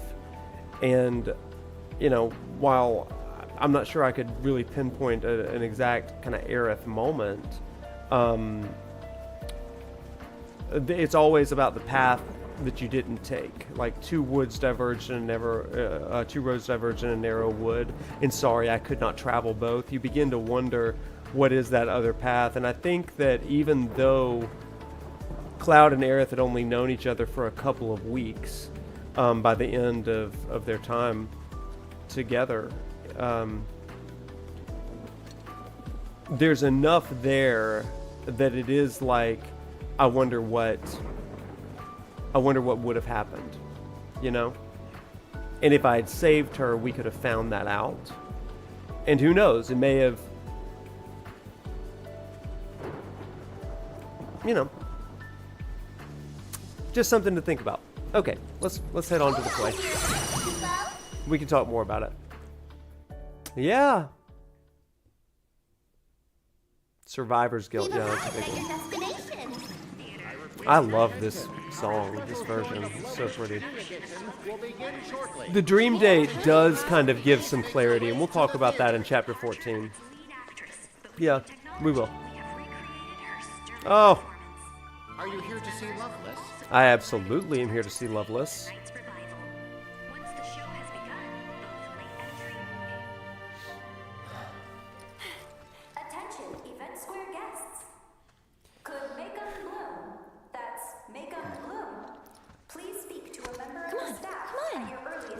Oh. Thank you. Attention Event Square guests. Could make 'em bloom. That's Oh, and then she realizes, okay, interesting. to a member of the staff at your earliest convenience. Thank you. Attention Event Square guests. Interesting. Make 'em bloom. That's make 'em bloom. Congratulations. Would you like to sing it? Me?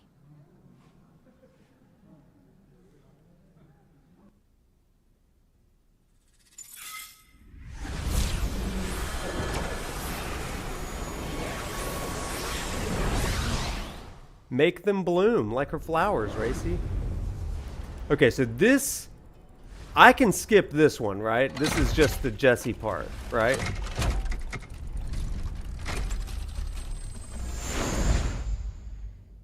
Yeah, I can skip this part, right? Yeah. Okay. So we love Jessie, but, you know, in the interest of time.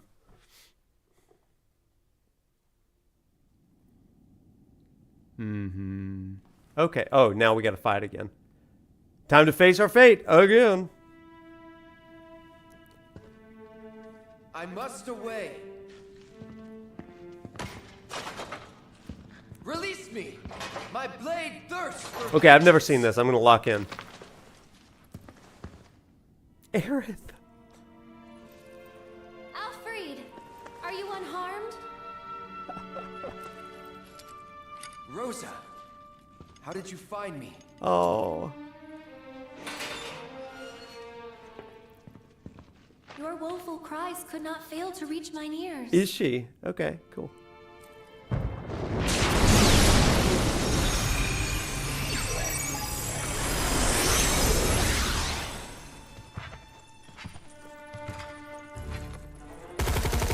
I didn't know that, Top Rec. That's cool. Oh, man. Pray take not another step, gentle princess. Only Tifa and Yuffie get it. Okay.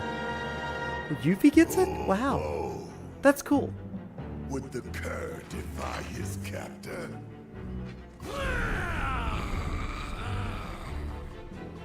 I, by the grace of the goddess, as she has set me free, even now, so too shall she guide my blade. Wow. Okay, let's see if we can do this well.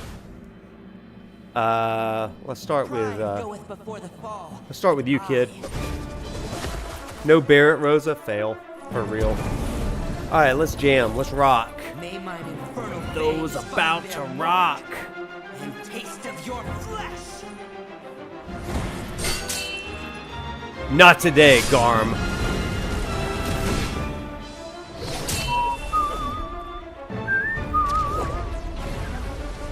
Oh, speed demon. La la la la.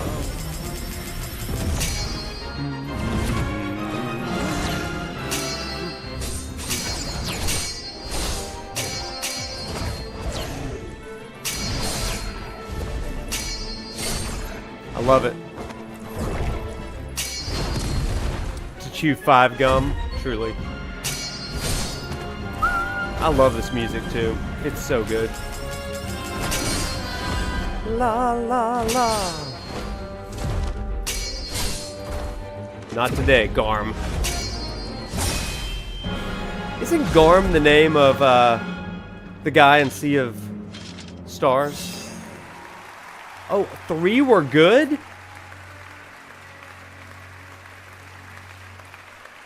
Bravo! Thought it was great all around. Never have I seen a swordsman dance with such grace and skill. Boo. The goddess must have seen fit to grant him a sliver of her strength. It's a good question, Sub. His dreams of becoming a hero may yet be fulfilled. Now then. Hail and well met, noble I athlete. see, Top Rec. I got it. Though I am but a humble fool, some talent in divination do I possess. Garl, thank you. Anything Yes, you wish to Garl. know, I shall gladly reveal. Okay, well, I need to choose Rosa here.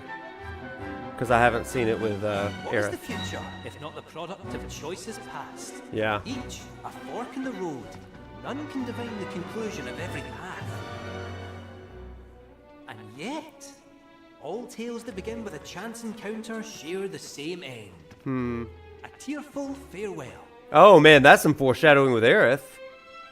Their chance That's encounter. enough of my blethering. Oh man. It's time we set the stage anew. It's interesting because that's kind of some of his fortune telling in the original. Okay, let's go. Tough. This is a harder mode. Okay, let's go.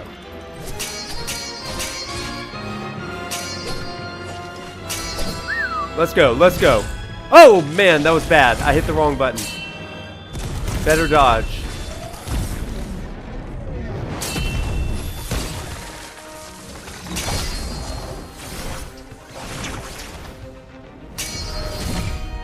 Ow. Ow. Oh, I missed! Not my best. Not my best, everybody. Oh, not my best at all.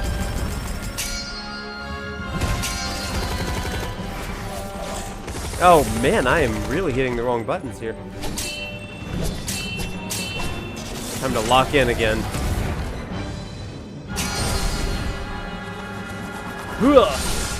I missed that one. I got like 5 bads. Yeah, 5. Not great. We held our breath as Alfred fought. His fate. They meet by chance and we can't say it. Yeah. He proved his worth. Was it the memories of those he left behind, perhaps? We're about to find out, Kuya. Granted him the strength of will to persevere. Now, without further ado, friends, lend me your ears. Our aspiring heroes and indomitable They're different when you mess up? tales Okay, draws to a noted. close. Only one act remains. Parting is indeed such sweet sorrow, but as they say, all good things must come to an end. Oh, I'll It's answer our that, wish Homer. that this tale remain with you long after we are gone.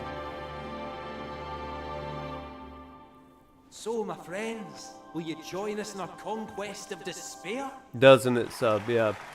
With Aerith as Rosa, I really do feel like the play means a lot when it's with Aerith as Rosa there. Not that it's meaningless with Tifa, but I think that there's a lot of The Dragon meaning. King Varvados fears only true love, and so our hero Alfred will reveal to him its power. He will go to his beloved and proclaim their blessed bond with a kiss. Now, stand before your soulmate and let the world know your heart. True. Well, we're gonna choose Aerith. Oh, look at her blushing.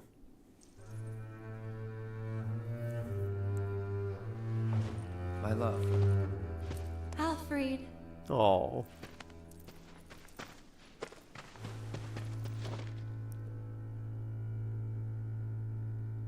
Oh.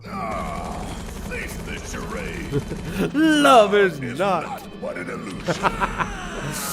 Oh my goodness.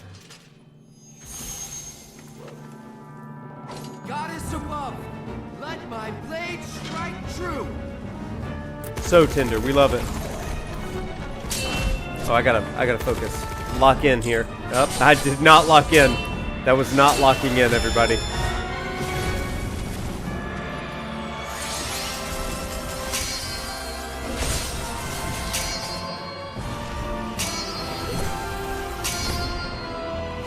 That was a Noctis move right there. That was Noctis. We love it.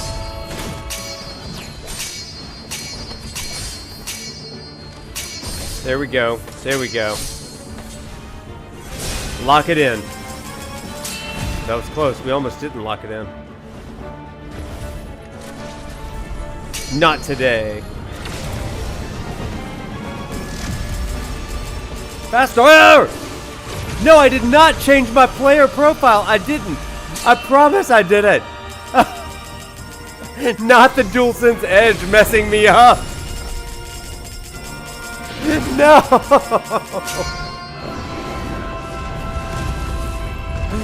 Curse you, DualSense Edge. Joshua. Oh, not our best. Not our best. Still an S rank, but whatever. Oh, woof. Bereft of wings and broken. Curse you. I consign you to the abyss. Okay, let's focus. An inspiring victory, truly. Proof that love indeed conquers all. Is it not? It really is. What awaits you at Journey's End, I wonder? Will the goddess grant you her blessing? Or will the flames of vengeance consume you? Truth. All shall be revealed, O Puppet of of fate. fate. So dance while you still have time. Dance till your frayed strings break. And you can dance no more. I mean, it's so striking that Sephiroth calls Cloud a mere puppet, right? A puppet of his will. Alfred, look. So, I mean, I guess Cloud's either going to be a puppet of fate or a puppet of Sephiroth, so... Must you go? Oh, this is beautiful. Those I hold dear are waiting. I don't understand. Oh, Stefan. I cannot. But please be safe. Rest assured, I shall return. You needn't promise that you'll wait, for I know that I will find you here.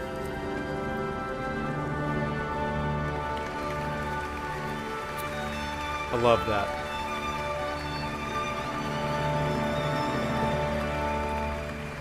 That is beautiful. I'm sorry to hear about that, Stefan. Thank you for sharing. That's that comfort of thin spaces, right? Feeling the presence.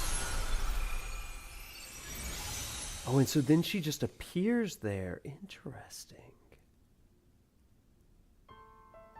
Ah! And they're all surprised. Oh, that's great. Oh my goodness.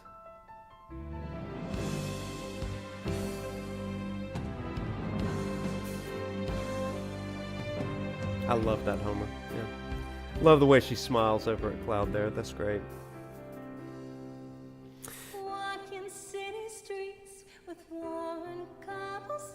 You know, we're going to hear this a few times. But I do love how this song really is a message, a monologue of Aerith having this unfair burden on her shoulders.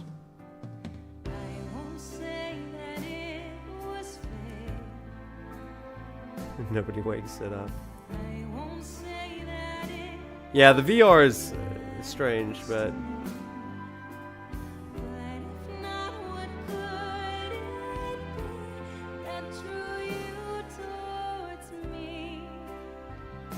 Tifa and Yuffie speak in third person when addressing the goddess. That is interesting. That's really interesting. Well, I say this because here's the thing. Aerith, the thing that she wishes is to be a real, regular person, but she can't because she is the final Cetra. She's the last surviving Cetra. She has this enviable power, this ability to be able to hear the planet, to commune with the planet. These were her friends growing up, as we talked about with the Train Graveyard and Remake. But all she longs for is something real, something light, something normal. And this song is kind of talking about that. It's the journey that she's had. And how she wants someone to, again, take her hand and not let her go. Because it feels like everything that she's had has slipped through her fingers like sand.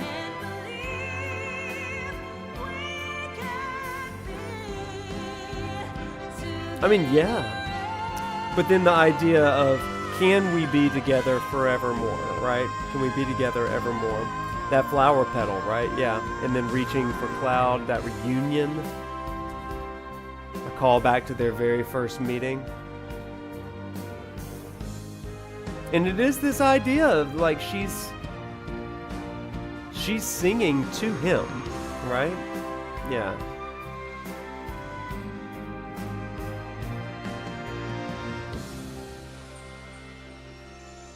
And whether or not they, quote, unquote, should be together, it's important that they have this moment. It's not that Zack is chopped liver, it's that she knows that he's gone, right? Like, she knows, and so it is this question, because she senses it at the end of Crisis Core. We see that. Hang on, I want to watch this. Yeah, it's pain.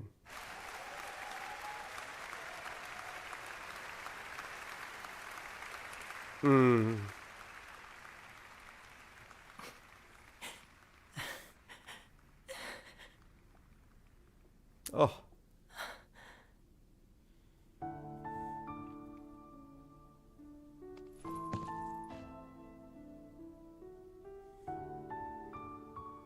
This is special.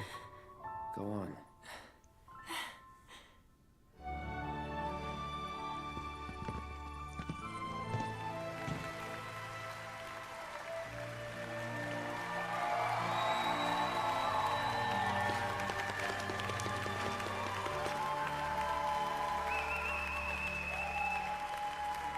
I don't know, Ryan. Maybe. I just think of that final scene in Crisis Core when he dies. Like, she opens up her eyes, right?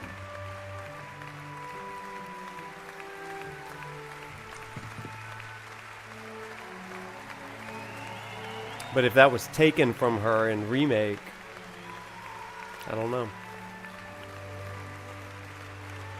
Oh, that's beautiful. Yeah. Beautiful musical choice. Wow. Wow.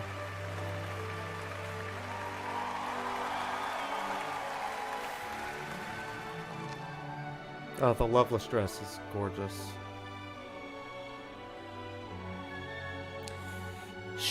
Well, Angelus. What an experience. Let me say this. Life-changing. Guess so. Maybe you ought to go pro. You know? I just might. Attention! I'll speak to that in a moment. Closing soon. Please line up and have your ticket ready. Uh-oh. We gotta hurry. Let's go, Aerith. Last call, folks. Thank you for joining us for tonight's special performance of Loveless. If you'd like to continue the magic this To the Sky Wheel we go. And we will as soon as I get here.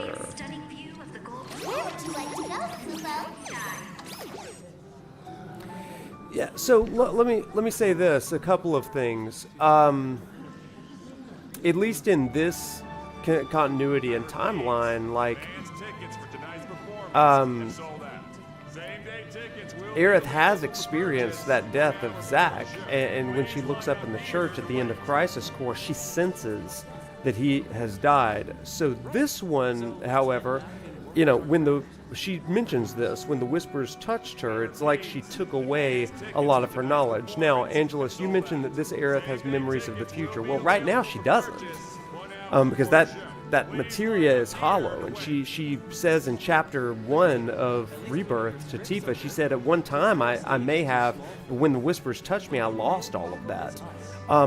So she knows, I don't know if she has, quote, memories of the planet. That's one way of saying it, but I think that it's that she has a foreknowledge of the planet's will, including all the things that perfectly align with it, but Sephiroth has disrupted that.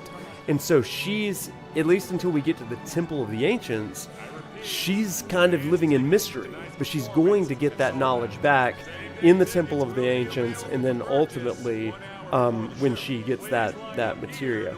You will also know, like, a lot of this stuff does become, like, more relevant in the Ultimanias. I personally don't care about the Ultimanias. Because I think that if you have to read an Ultimania or something like that to get the full story, I think that's bad storytelling. That's my thing. So, like, if it's not clear in the game, then, like, they did something wrong. So I know that a lot of people deduce things from the Ultimania. I'm just not that guy. I think it's interesting, but it, to me, is like, okay, neat. Find it interesting that Aerith is like the new potential love interest that has had an ex-boyfriend, you know, and to what we know, Cloud and Tifa haven't had ex-lovers. Okay, yeah. I mean, it's kind of interesting. Yeah. Yeah. She still senses the future, but it's not in the same way. She lost part of it. So, like, she's able to sense it, but she doesn't have that same level of, like, steadfast foreknowledge like she does in Remake. She's got more wondering and mystery. What if she saw Zack in the crowd? Now, that would have been insane. That would have been insane instead of Jesse wedging. How developed the universe is. Yeah. Okay, let's get on with it. We're never going to get out of here. I don't. Yeah, I think there's clues, definitely, for sure. Yeah. Isn't that like nominating a DLC for And here we are. Yeah, I mean, listen, I'm not knocking the Ultimanias. I prefer to go with what they've shown us and stuff. So if there's too much conjecture, even if it's from the devs, I'm like, put it in the freaking game, man. So if that's the case, they've got some heavy lifting to do in part 3. It's fun theory crafting, yeah, don't get me wrong. Oh yeah, Angela, it's like what you're saying. She did behave strangely in Remake. That's exactly what I'm saying. And then they explain how she lost all that in Chapter 1 when she says that to Tifa. Yeah, so. Overwhelming reaction when she's reunited, yeah. Yeah. Are you ready to ride? Oh, yeah, I hope it's not. It's going to be 300 hours for sure. I mean, this one's 300 hours, so. All right, let's do it. I haven't seen this. Okay, I'm so excited about this. Hurry up. I get more excited about the Sky Wheel dates than I do the Loveless So, dates, actually. shall we?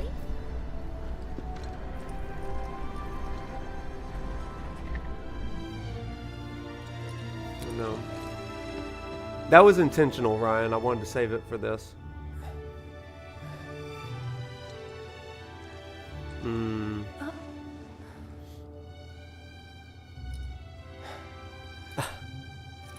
What do you think this does?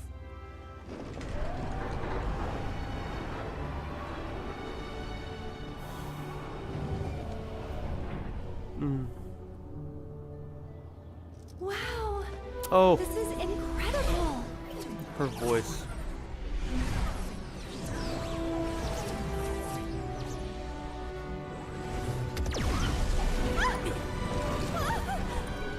Oh, bless him. Whoa!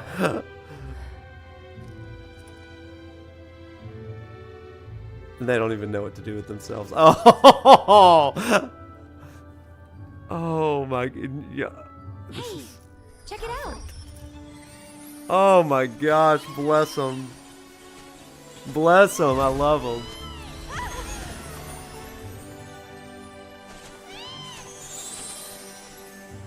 This is insane. It is, Aerith. Chocobo racing's nothing like that. Well, you would know. She's precious. Oh my god, y'all. I just love it. It's all so much.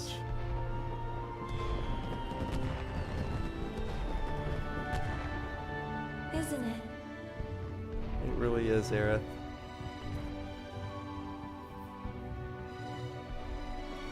You surprised me at first. You were just like him. Oh, crap. And Okay. it wasn't your face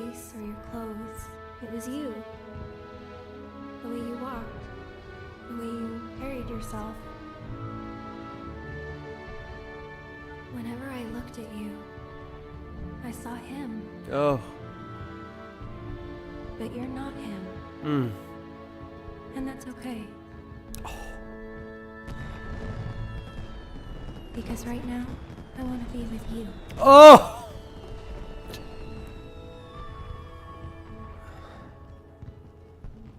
And I'm trying so hard to find you. Oh.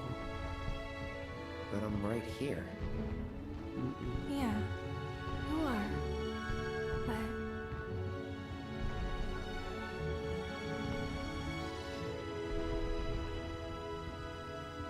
Hey, did Tifa talk to you about, Hey, Aerith? I talked to Cloud. He said he remembers Zack. How they were friends 5 years ago. Oh my gosh. what? I don't think so. At least not about anything important. Oh.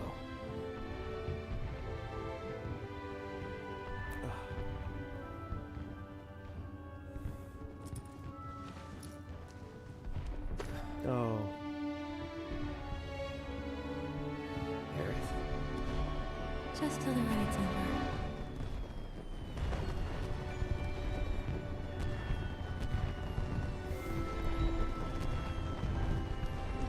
Oh, that is precious.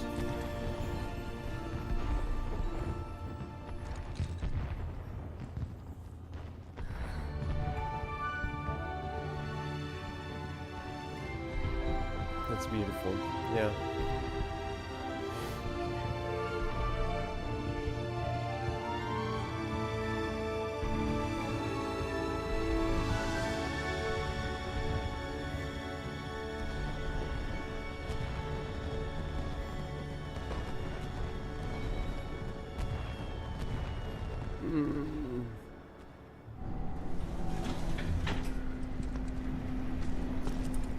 That's beautiful. Hey. I've got a thanks for few tonight. thoughts on this. You're welcome. But I didn't do anything. Wall Market Warriors, you and me. We'll show them tomorrow. Yeah.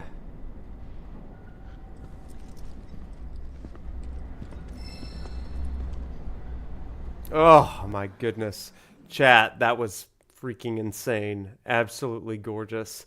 The cinematography of it all, just the whole thing was just incredible. So I've got a few thoughts that I want to bring up here. And then we're going to get to the next date. So I mean, that is obviously that's my first seeing. Oh, also, hey Phil, what's up? Welcome into date night. We're talking about all the dates. I've only seen one of them, now two, I guess. I've seen the Tifa and Aerith ones now.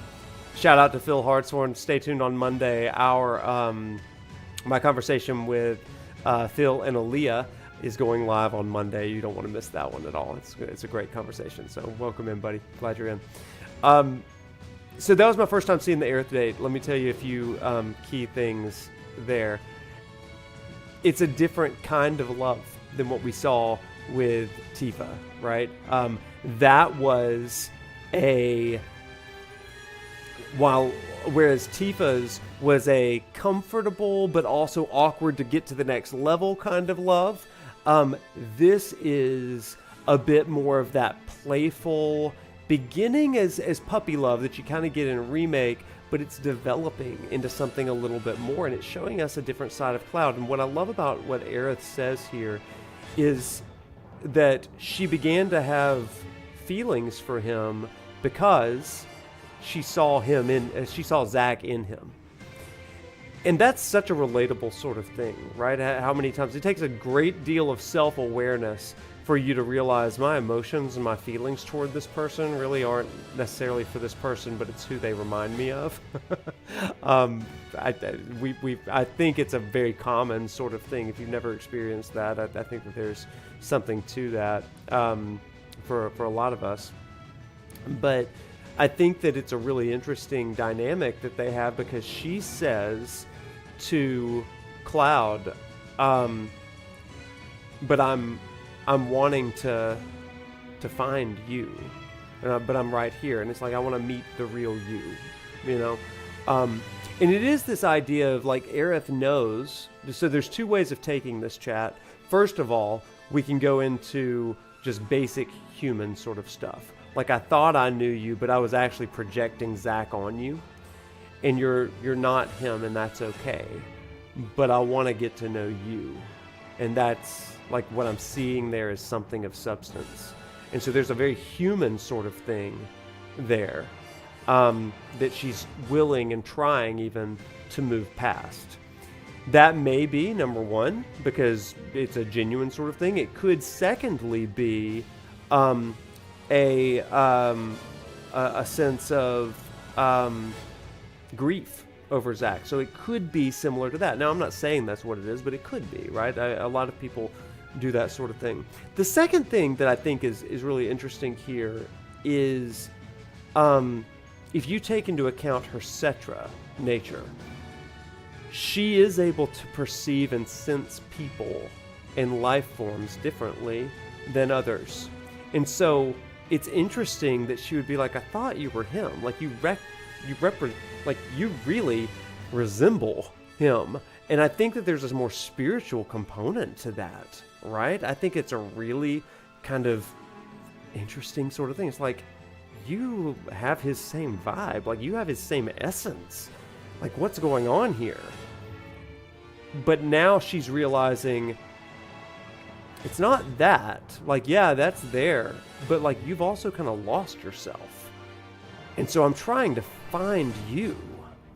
The third thing that I want to say here, chat, is Aerith has deep love for Cloud. And I think that her body language is so interesting here, because, like, she's the one that does kind of... while I do believe that Cloud, in some ways, is kind of initiating some things, Aerith is the one that kind of grabs onto him, and she's very touchy in Remake and in Rebirth. But it reminds me of, again, I think the train graveyard is just so important for understanding Aerith.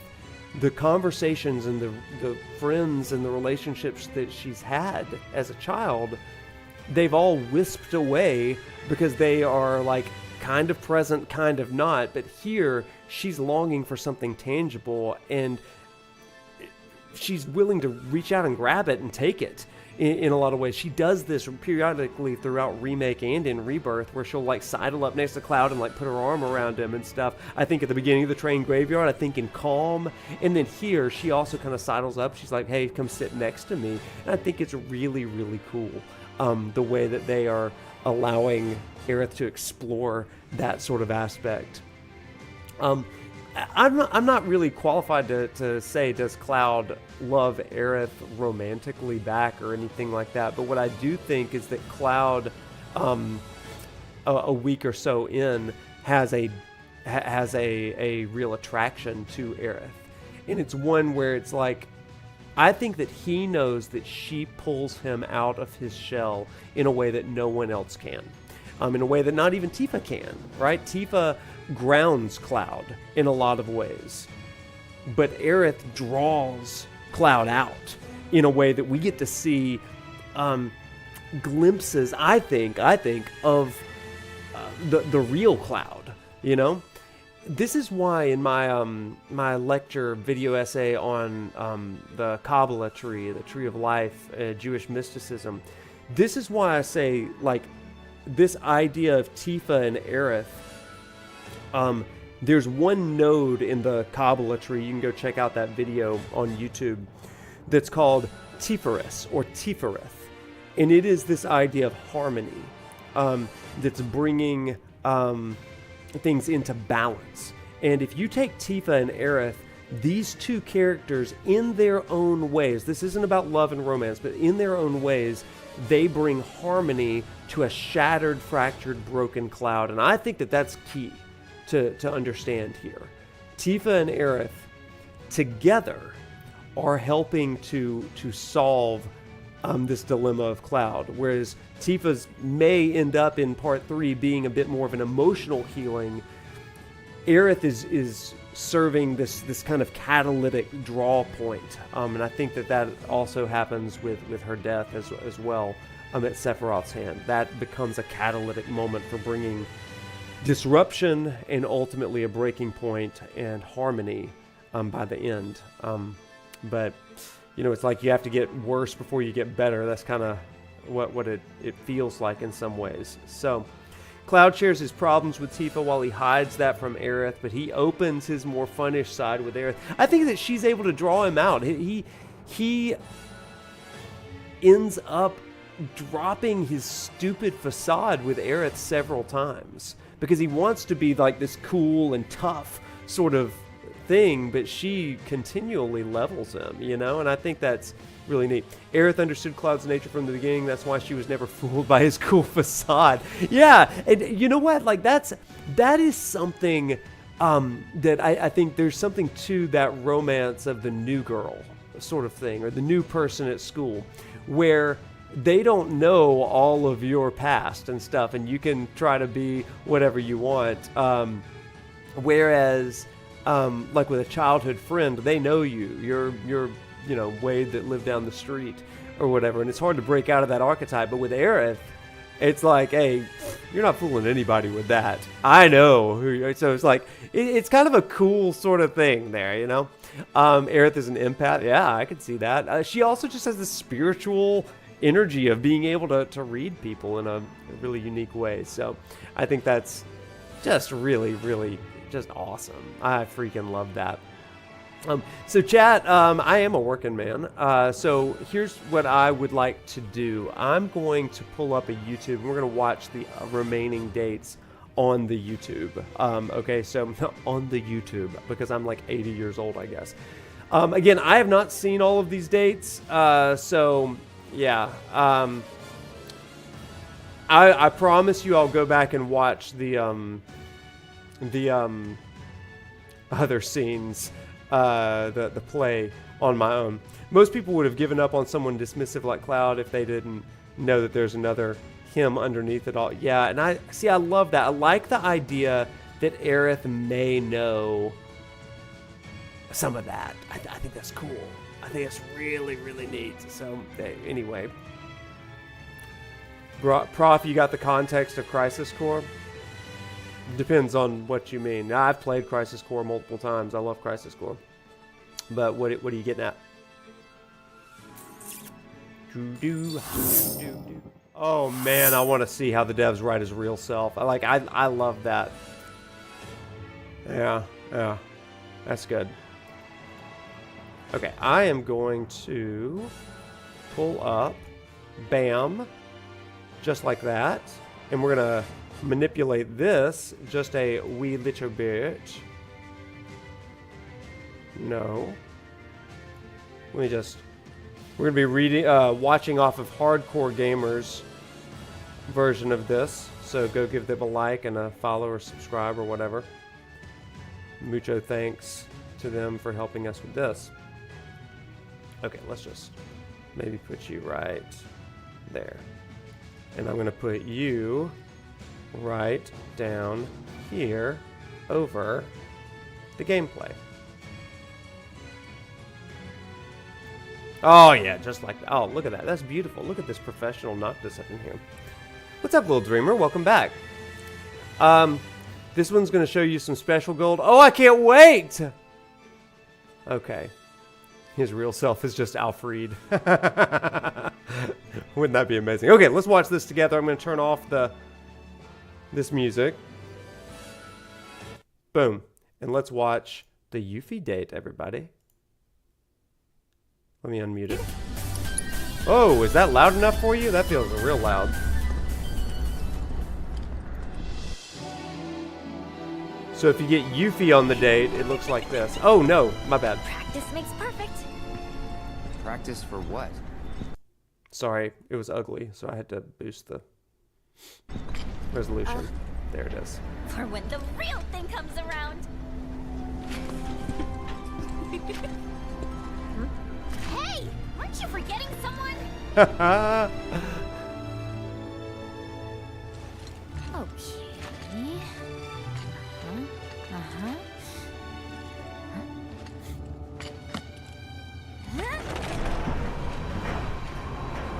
I love Yuffie. What? This feels like that Philos love, that Philadelphia, right? Definitely that friend, sibling style of love.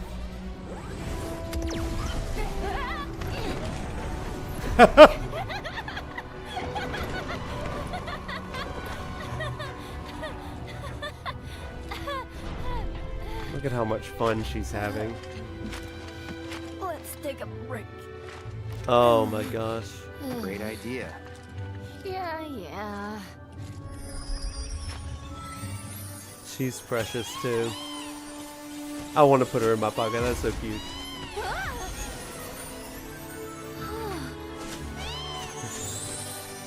Unfreaking believable!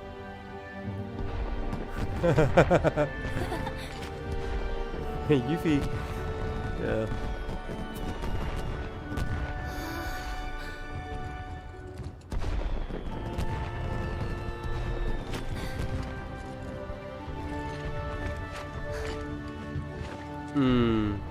Good point, Invader.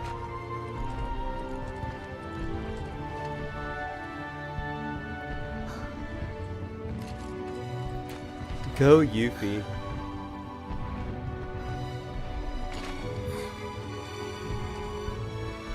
So, I heard you and Tifa go way back. Yeah.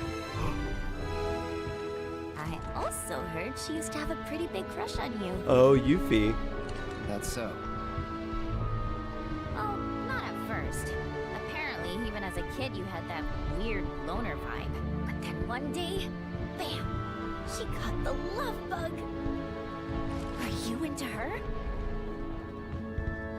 Don't remember. Chat. Really? Chat, this, can I just tell you something? This feels like every interaction I have with students that try to pry a little bit too much about my life. I'm not like super like open about things in my life, but it's like, I heard, and I'm like, not interested. Shut up. Don't care. And I usually like turn it around and make it some biting comment. I feel so Cloud-like now because this is like what that is. Oh my gosh. Okay, let's keep going. Really? So, I guess that makes sense.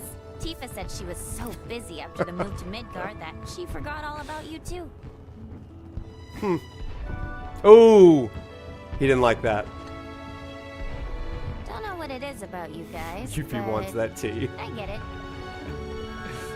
I had a thing for a soldier once. At least I think he was a soldier.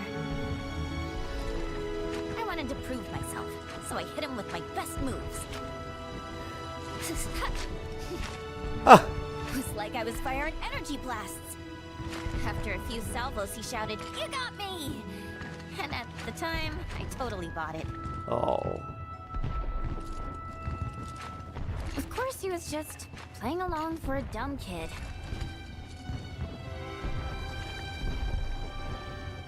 Yeah. Once I realized that, I was pissed. I couldn't stop thinking about him. I swore to myself that one day I'd blast that jerk for real. Did some hardcore training so I could give him a beatdown. Is Zack just like... But eventually... He's Riz King. He was just being nice. Yeah. Like, he was a really nice guy. Yeah. And the more I thought about it, the more I realized, wow, I liked him. You know? Maybe it's because of those feelings that I still can't fire energy blasts. And be with Zack. That's what it seems. Help. With the energy blasts? Or my feelings? The former. Feelings ain't my thing. I think we both kind of suck in that department.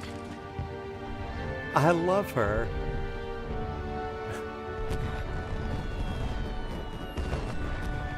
Oh, that is sweet. Oh no, do not.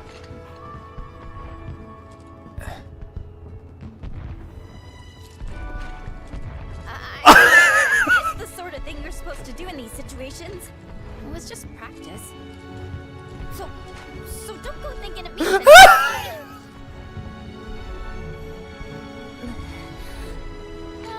say something. You're so annoying. No, we are getting off of this gondola right now.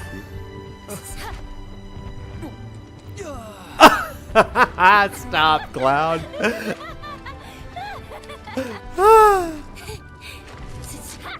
Oh my gosh. Me too, Barret. That's good. Hey, if I ever see that guy again, what should I do? Beat him up. That's up to you. But if it were me, I'd let him have it. They're so cute. I love them. Oh my gosh. I mean, chat. Okay, what kind of love is that? We got it. That's easy. Tell anyone about tonight, and you're a dead man.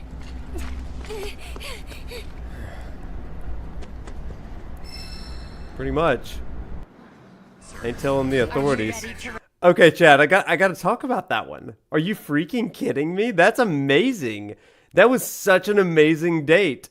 Oh, I was not expecting that. That's so good. Yeah, I mean, Yuffie's got a little crush on Zack. That's cool. That's okay. That is so good. But that's definitely that philos kind of love, right? That's definitely the philoi, as they call it, the sibling friendly love. It's family love. I just love that. That's so good. And I love the callback to Zack. What I'm learning is that Zack is the rizziest of them all. Like, he is the rizziest of them all. Mirror, mirror on the wall. That's awesome. I freaking love that. That is good stuff. He's got the riz. I mean, everybody's like, either love him or hate him, but the one thing you can't do is ignore him. I mean, isn't that a legacy? That's what I want to be. I don't care if you love me or hate me, but by God, you're going to remember me. That's it. I love that.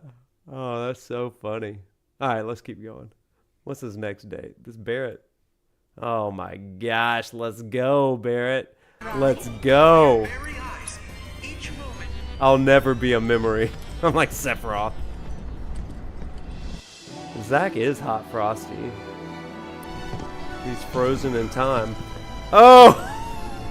Are you really doing this? Could use some peace and quiet, couldn't you? Come on. Angelus, I see you. Oh my God, I'm dead. Devil Hunter, they really did. That's precious. What's this? You're right, Jeffrey, he doesn't. Oh, I love this Barret theme interspersed with this. What a... Cloud's just...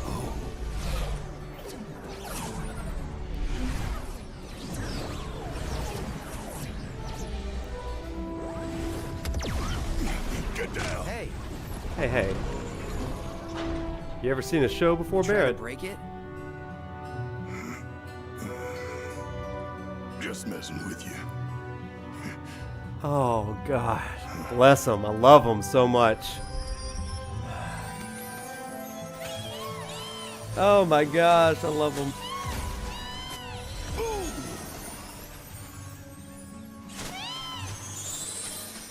Incredible. You big dork.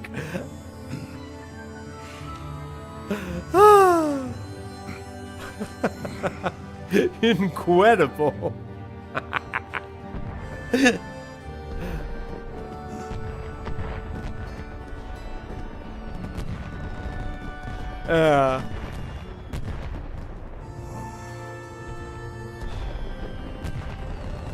Incredible. When I was about your age, I decided I'd had enough of the mines. Wasn't much interested in any kind of work. I was young and wanted to enjoy my youth. Oh, man. And then I met a sweet girl named Myrna. Oh. Knew right away she was the one. But Myrna, she wasn't buying what I was selling. Told me she was in the market for a man, not a selfish little boy. Wow. If I was gonna win her heart, I had some growing up to do. Wow, Barret. Otherwise, she'd never give me the time of day. Dropping some Funny enough, our bombs first date here. was at a theme park. Nowhere near as big as this place, of course. Just a traveling fair with a handful of rides. Oh my gosh. We ended up riding these wooden chocobos round and round, laughing our asses off.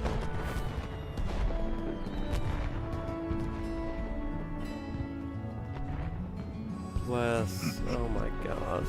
Look at me, boring you with my old stories. Wouldn't be the first time. Don't worry. I'm used to it.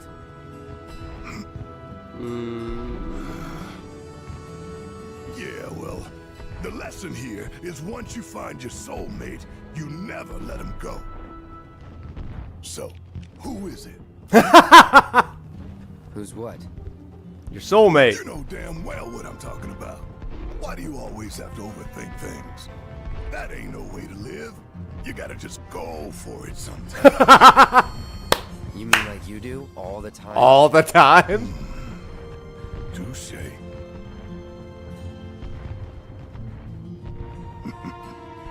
You could say that we balance each other out. Yeah. Yeah. I love that little smirk he just gave. That was good. Y'all. I mean it though. If you do have feelings for someone, tell them straight out. Don't wait till it's too late. Oh, God, Barret. Boy, that got real. Right.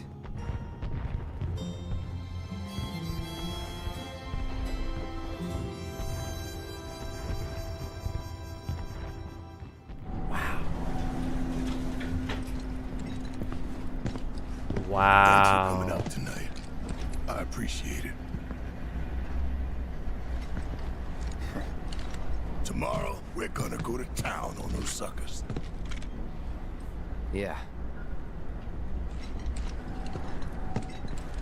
Oh, chat. Oh, that was good. That was really good.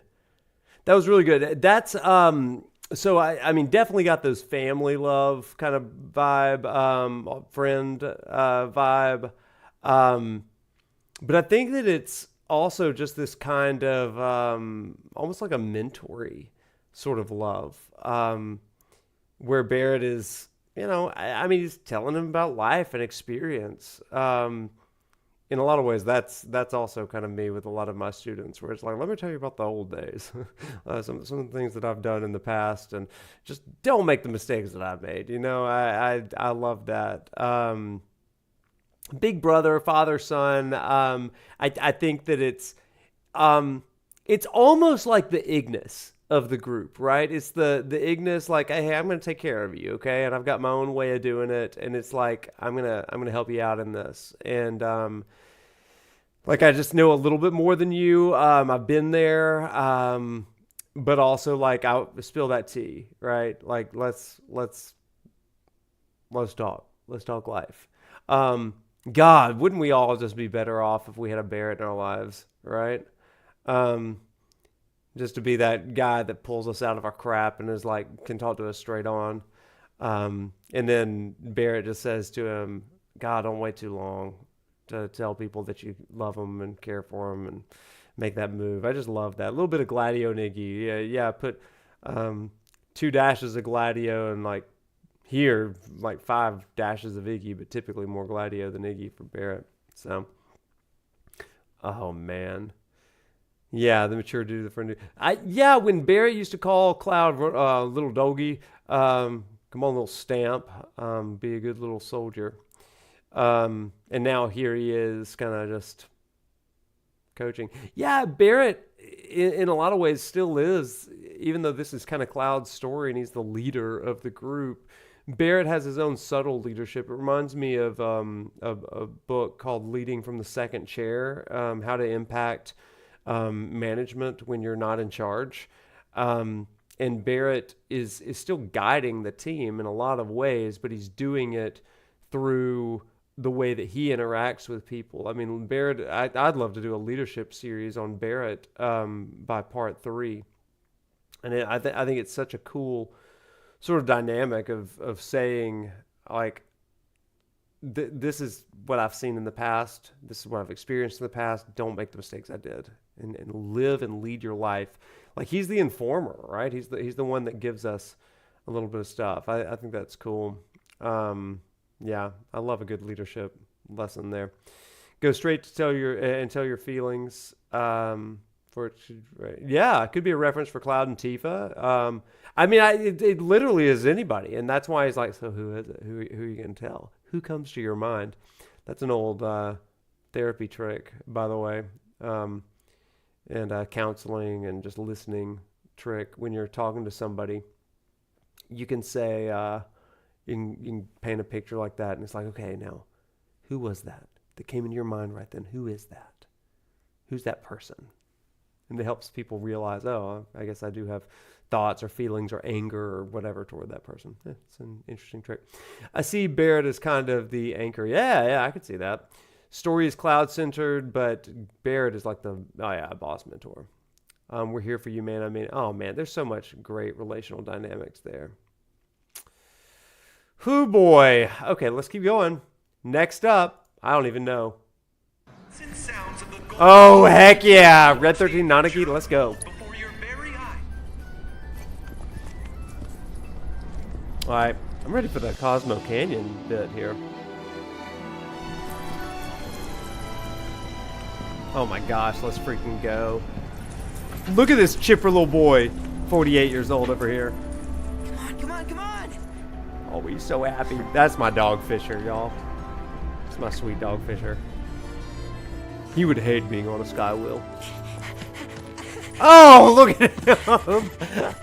Pull it. How can I? This is my freaking dog. 48 is the new 16. I mean, not under like a court of law, but. Whoa. What a good boy. Such a puppy. I got this. Pretty good, right? You're a pro. No, not the camera down. It went down. Hang on. What happened to my camera? Hang on, I get you. I'm lost in the void. I better not be. What? I'll fix you right now. How dare you, camera? How dare you?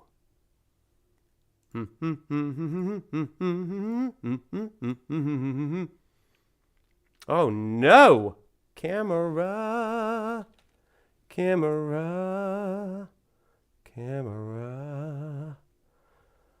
Am I coming back? Hey, and I am back. I am back.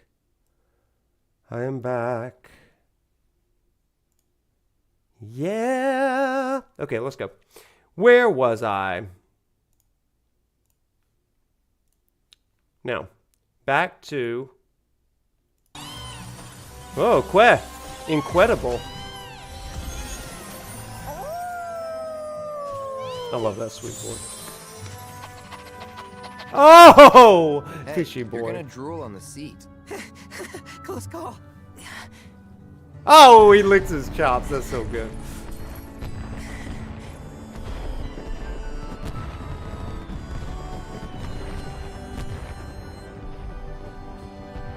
Oh my gosh, chat. This is so beautiful. This is so pretty. A lab rat dog.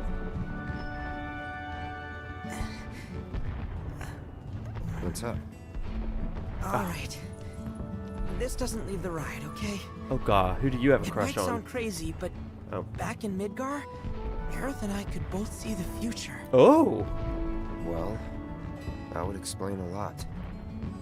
I'm guessing you can't anymore, though? Nope. Not even a bit.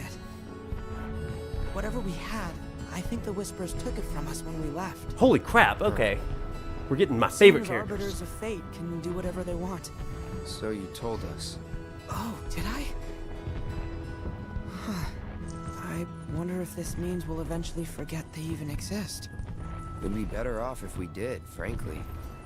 There's no point in wasting our time worrying about fate. Oh. If we can't change it. You're right. Still, there is one thing I need you to remember. You have to keep Aerith safe. I mean it, Cloud. I don't remember what's supposed to happen, but I do know she's in danger.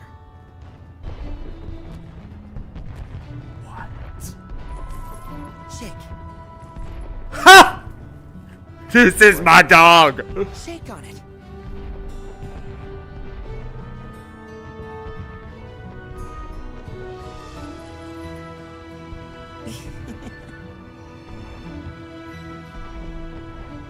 They are soft. They are soft! I was about to say, what's his pads?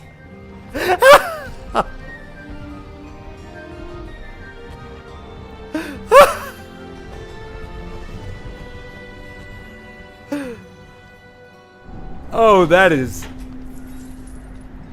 was delicious. That Glad was. that we could speak in private, Cloud. Yeah. Yeah. You're good company. Thanks. Oh, that was freaking incredible. That was so good. Such a good boy. Okay, chat. That was freaking unprecedented. Nobody told me. How did I not get spoiled on that one? Like, I have never heard that one. That was so good. In Whisper lore, are you freaking kidding me? What in the world, chat? That was incredible. That was freaking incredible. That was incredible. Okay, yeah, we gotta talk about that. Because he, like, dropped a lore bomb on us. He dropped the idea of the Whispers. They're arbiters of fate, right? And then, like, he doesn't remember anything, but he still has remembrance of something. And, like, he remembers that feeling of, like, dread. It's like something, I remember something like that, but it's been taken from them. So it's so interesting. Because it's not necessarily still set in stone in the same way. And so it's like, I just don't know. So it's so fascinating. Incredible. That's great. It is crazy they kept that info from us unless you got that date. What you got about what you know about Thin Places Red? Seriously. Nanaki's a great date. They did so many good things there. So, like, that's such a great one, because that's like a we both don't know. I mean, that's like a man's best friend stream. Like, I like date. That's so good. That's like if Fisher and I went to an amusement park and, like, he suddenly gets, like, the shakes or the shivers and he's like, something bad is going to happen. I don't know what it is, but I just feel weird. That's absolutely it. That's great. And he's like, I don't know, let's shake. I'm like, okay, Fish, let's shake. Do you want Fisher to be in the stream? Let's bring him in the stream. You want Fisher in the stream? Feels like a good time to bring in Fisher. I mean, we got Daisy. She's sleeping. But Fisher should be in the stream, I feel like. Hang on. Let me get Fisher. I'll be back. We got to get Fisher. Talk amongst yourselves for just a moment while I get Fisher. I got to bring him in. Yeah. So, dun, dun, dun, dun, dun, dun, dun. Yeah, y'all just keep on singing. Fisher, Fisher, Fisher, Fisher, Fisher, Fisher, Fisher, Fisher. Fisher! Fisher, come in, buddy. Oh, there he is. Come on in. Come on in. The people want to see you. The people want to see you, Fisher. Hello. The people have spoken, and they wish to see the fishy boy. Okay, come here, Fisher. Oh, he's on the couch. The fish has taken the couch. Hey, buddy. Can everybody see the fishy boy? Can everybody? No, you cannot see the fishy boy. Let me fix that. Oh, he is posing for you guys right now. He is posing. You can't even see him. Do you see this fishy boy over here? Look at him. Can we shake? Can we shake? You want to shake? Oh, what a good boy. Are you scared? I got to protect Aerith? That's what's going on? Oh, fishy boy. I know. This is crazy. Okay, see, these are the people. These are the people that take me away from you all the time. They're whispers. Yeah. You see that, chat? They are soft. Can I hold them again? Do you want to hold hands? Fisher, do you want to shake? You want to shake? I bet if I had a treat. Do you want a treat? Oh, look at the head cock. He's so good. He's so good. What a sweet fishy boy. What a sweet fishy boy. Let's just... Oh, there we are. Me and the fish. Oh, that's a sweet boy. Oh, they are soft. Me and Fisher. Me and Red 13 over here. That's so sweet. You would save Aerith. I know you would. I know you would. This is what you came for. This is what you came for. I know. Okay, we've got one more. We've got one more date. Fisher, you want to watch the date with us? Okay. Just chill there. I'm going to keep it on Fisher's stream, okay? So, here we go. Let's watch together. Last one. Are you ready to rock? Watch the adventure unfold before your very... You want to hold hands?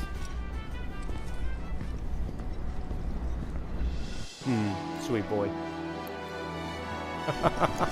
You have to keep the fandom safe.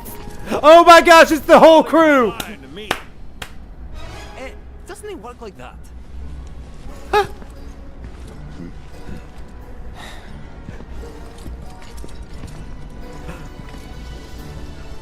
This is incredible. But we just sit here and spin? Could at least thrown in a joystick. That seems joysticky. Oh? Guy's not out here. I love it. Some dumb kid's toy. Come on. At least we can enjoy the scenery. Just look. You've got a space battle unfolding right before your very eyes. Oh my gosh. Tell me that doesn't send a chill down your spine. Oh no! Evasive action! Hard to port. The men date. Oh, made it by the skin of our teeth.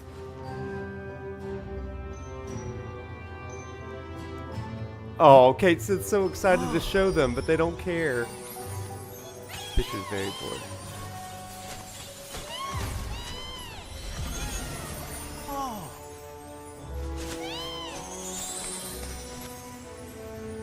No? You know, people sometimes ask me to predict who will win a race. Ah, come off it, I tell them. If I could do that, I wouldn't still be working here now, would I? Huh? They don't want to do this. Huh? Whoa. Oh, that's so good. Whoa! Talk about a breathtaking spectacle! Seriously, are you lads seeing this? Kate's a good old pick-me right now. To hell with you wee scunners! Barbarians! I provide entertainment in spades and all I get is crickets! The Vincent Can we go music. any faster? This is torture. And how do you think I feel? Kate, zip it. Why are you taking his side? I'm the one trying to make this fun! Oh. He's asleep. Open the doors! Let me off of this thing! That was ridiculous.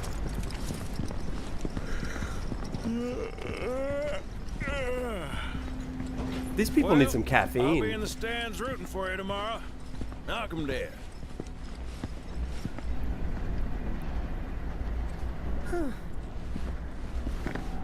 Wow, that was insane. Okay, that was wild. That was actually really wild. I loved that. Y'all, that was so crazy. I am floored that happened. Yeah, I had no stinking idea about that. That's hilarious. All of those dates are so freaking good. All of them are so freaking good. Like, they are really, really good. Every one of them is. Wow. Kate should have taken the girls. Yeah, that is so funny. Chat, there's one thing that I wanted to share with you. Like, so here's the thing. We're not going into the battle stuff. It's like late o'clock where I am. or late for me o'clock. But I want to do some processing of the dates real quick. We'll bump everything back of stream or whatever, but we'll do Temple of Ancients next Tuesday instead. But I wanted to show you something that I love. There's 2 songs that I love. That I'd love to do while we kind of talk about it. So there was an album. I don't think you can get it anymore, actually. But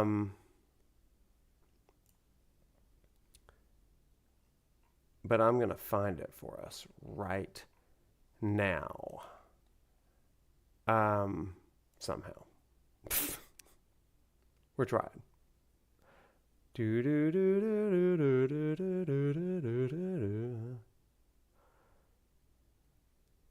Oh, man. So, chat, while I'm looking this up, what is your favorite date that we've gone, that we did tonight?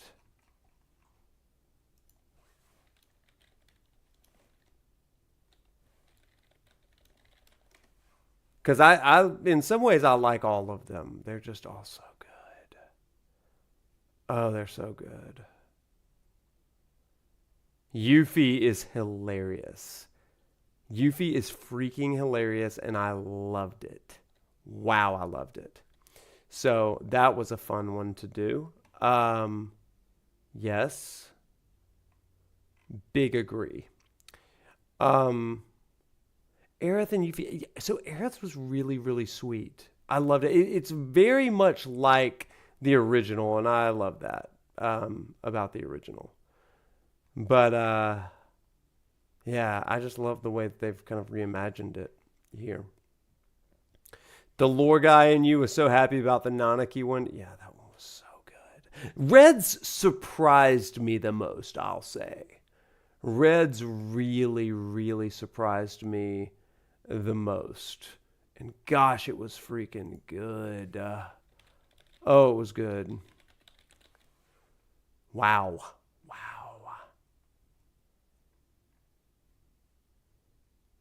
I mean, like, seriously? Just so shockingly good. Man,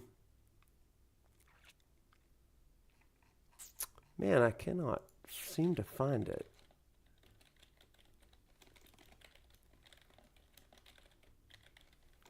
So, several years ago, there was an album that was released, and I guess it got taken down. I don't know. But it was by a group called Materia Collective. Any of you listen to that? And there was a version of Words Drowned Out by Fireworks that remains my favorite version of it. I mean, now I love the new ones. Don't get me wrong. But it is so good.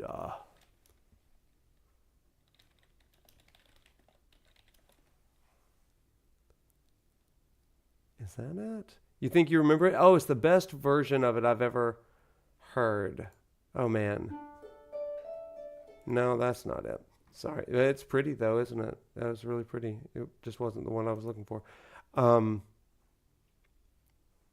Forested Temple. That's pretty. So, like, I'm looking on YouTube for all these different ones, but no. Yeah. I guess I'll have to find it, and I'll put it in the Discord or whatever. But in the meantime, I guess we're going to just listen to, I guess some of the date music. How about that? Because I do have the date music. I have it for us. Because I have that album. So let's do that. How about Words Drowned Out by Fireworks? Yeah, right here. Let's do a little bit of Aerith's first. Yeah, let's do it. Oh, that's so pretty. Y'all hear that, chat? Oh, that's good.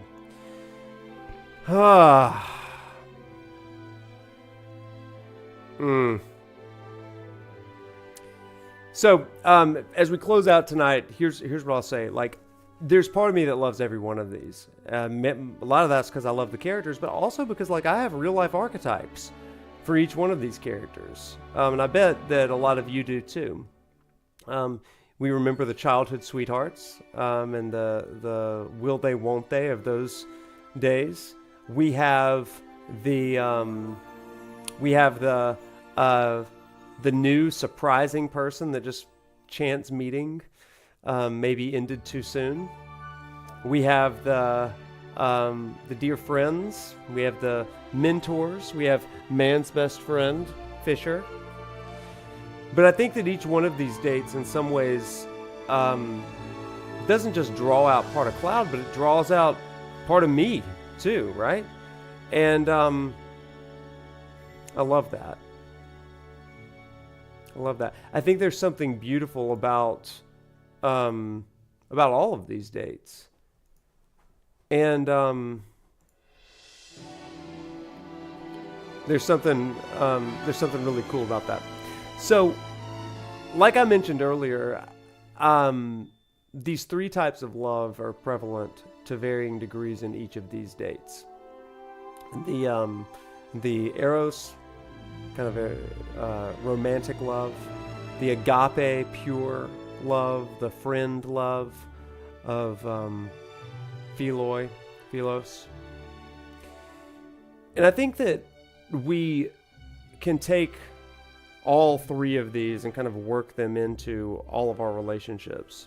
And so that idea of a pure divine sort of love is oftentimes overlooked, but it is this idea of unconditional, selfless, sacrificial love. And I think that this combination of attractional romantic love, friend love, and unconditional, selfless, sacrificial love, all three of these play together, and that's some way how we find this element of true love. And, you know, a question that I sometimes ask my students, and I think that all of us should ask, is how do you truly know if what you are feeling is love? And I think that the problem is kind of in the question itself. Love, and this is where I land on the shipping thing, I think, if you want to know my honest to God answer. Love is seldom just a feeling, but it's what you do with that feeling. And it's interesting that the developers have given the agency to the player, even though they are telling a story, and I'm not going to shy away from that. I think that it will be resolved, certainly by part 3, if it's not already. But love is choosing. It's choosing companionship, it's choosing romance, and it's choosing to sacrifice and be selfless for someone else. And I think that the degree that we can say that we love someone is the degree of escalation of those three loves. Because even with a romantic partner, you want friendship, you want family, and you also want some level of mutual sacrifice and stuff. So I think it's kind of cool. I get the honor of performing a lot of marriages, doing the performing a lot of weddings. And one of the things that I always tell them is exactly this: when the butterflies are gone and that Eros isn't quite as strong as it once was, because it waxes and wanes and all that kind of stuff, what do you have left? Because if it was just that romantic love and there's no foundation of friendship or that commitment to love even when it hurts, that's one of those things that's just like, it can fall apart really easily. One of the things that I like about what Cloud is doing here is he's surrounded by all of his people.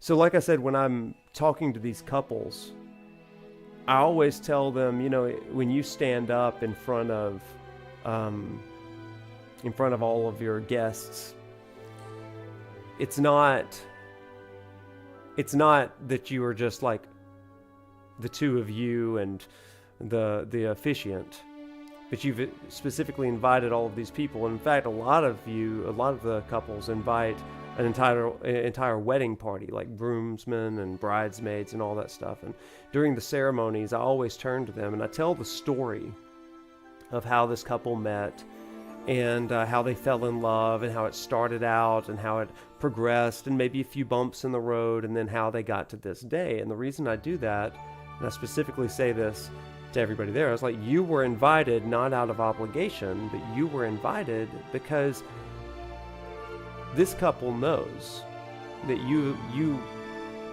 are asked to be witnesses of this.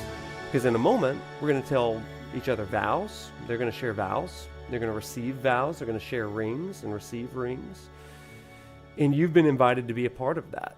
You've been invited to take a mental snapshot. And then I look at the bridesmaids and the groomsmen, and I'm like, okay, you specifically have been given a front row seat to look at this, so that when they forget their vows, you remember the tremble in their voice, the tears in their eyes, and the ways that they looked at each other. Because there will come a day when they forget, but you remind them. Cloud gets that with his friends and with his potential partners as well. What happens in Advent Children when Cloud forgets himself? His friends show up. And I think that that is maybe the beautiful thing about Advent Children. When Cloud again forgets who he is, it's his friends that keep coming back to remind him of who he may have forgotten. So, and even Aerith shows up. And Zack shows up in Advent Children to remind him. And so, to me, that's why all of these dates matter.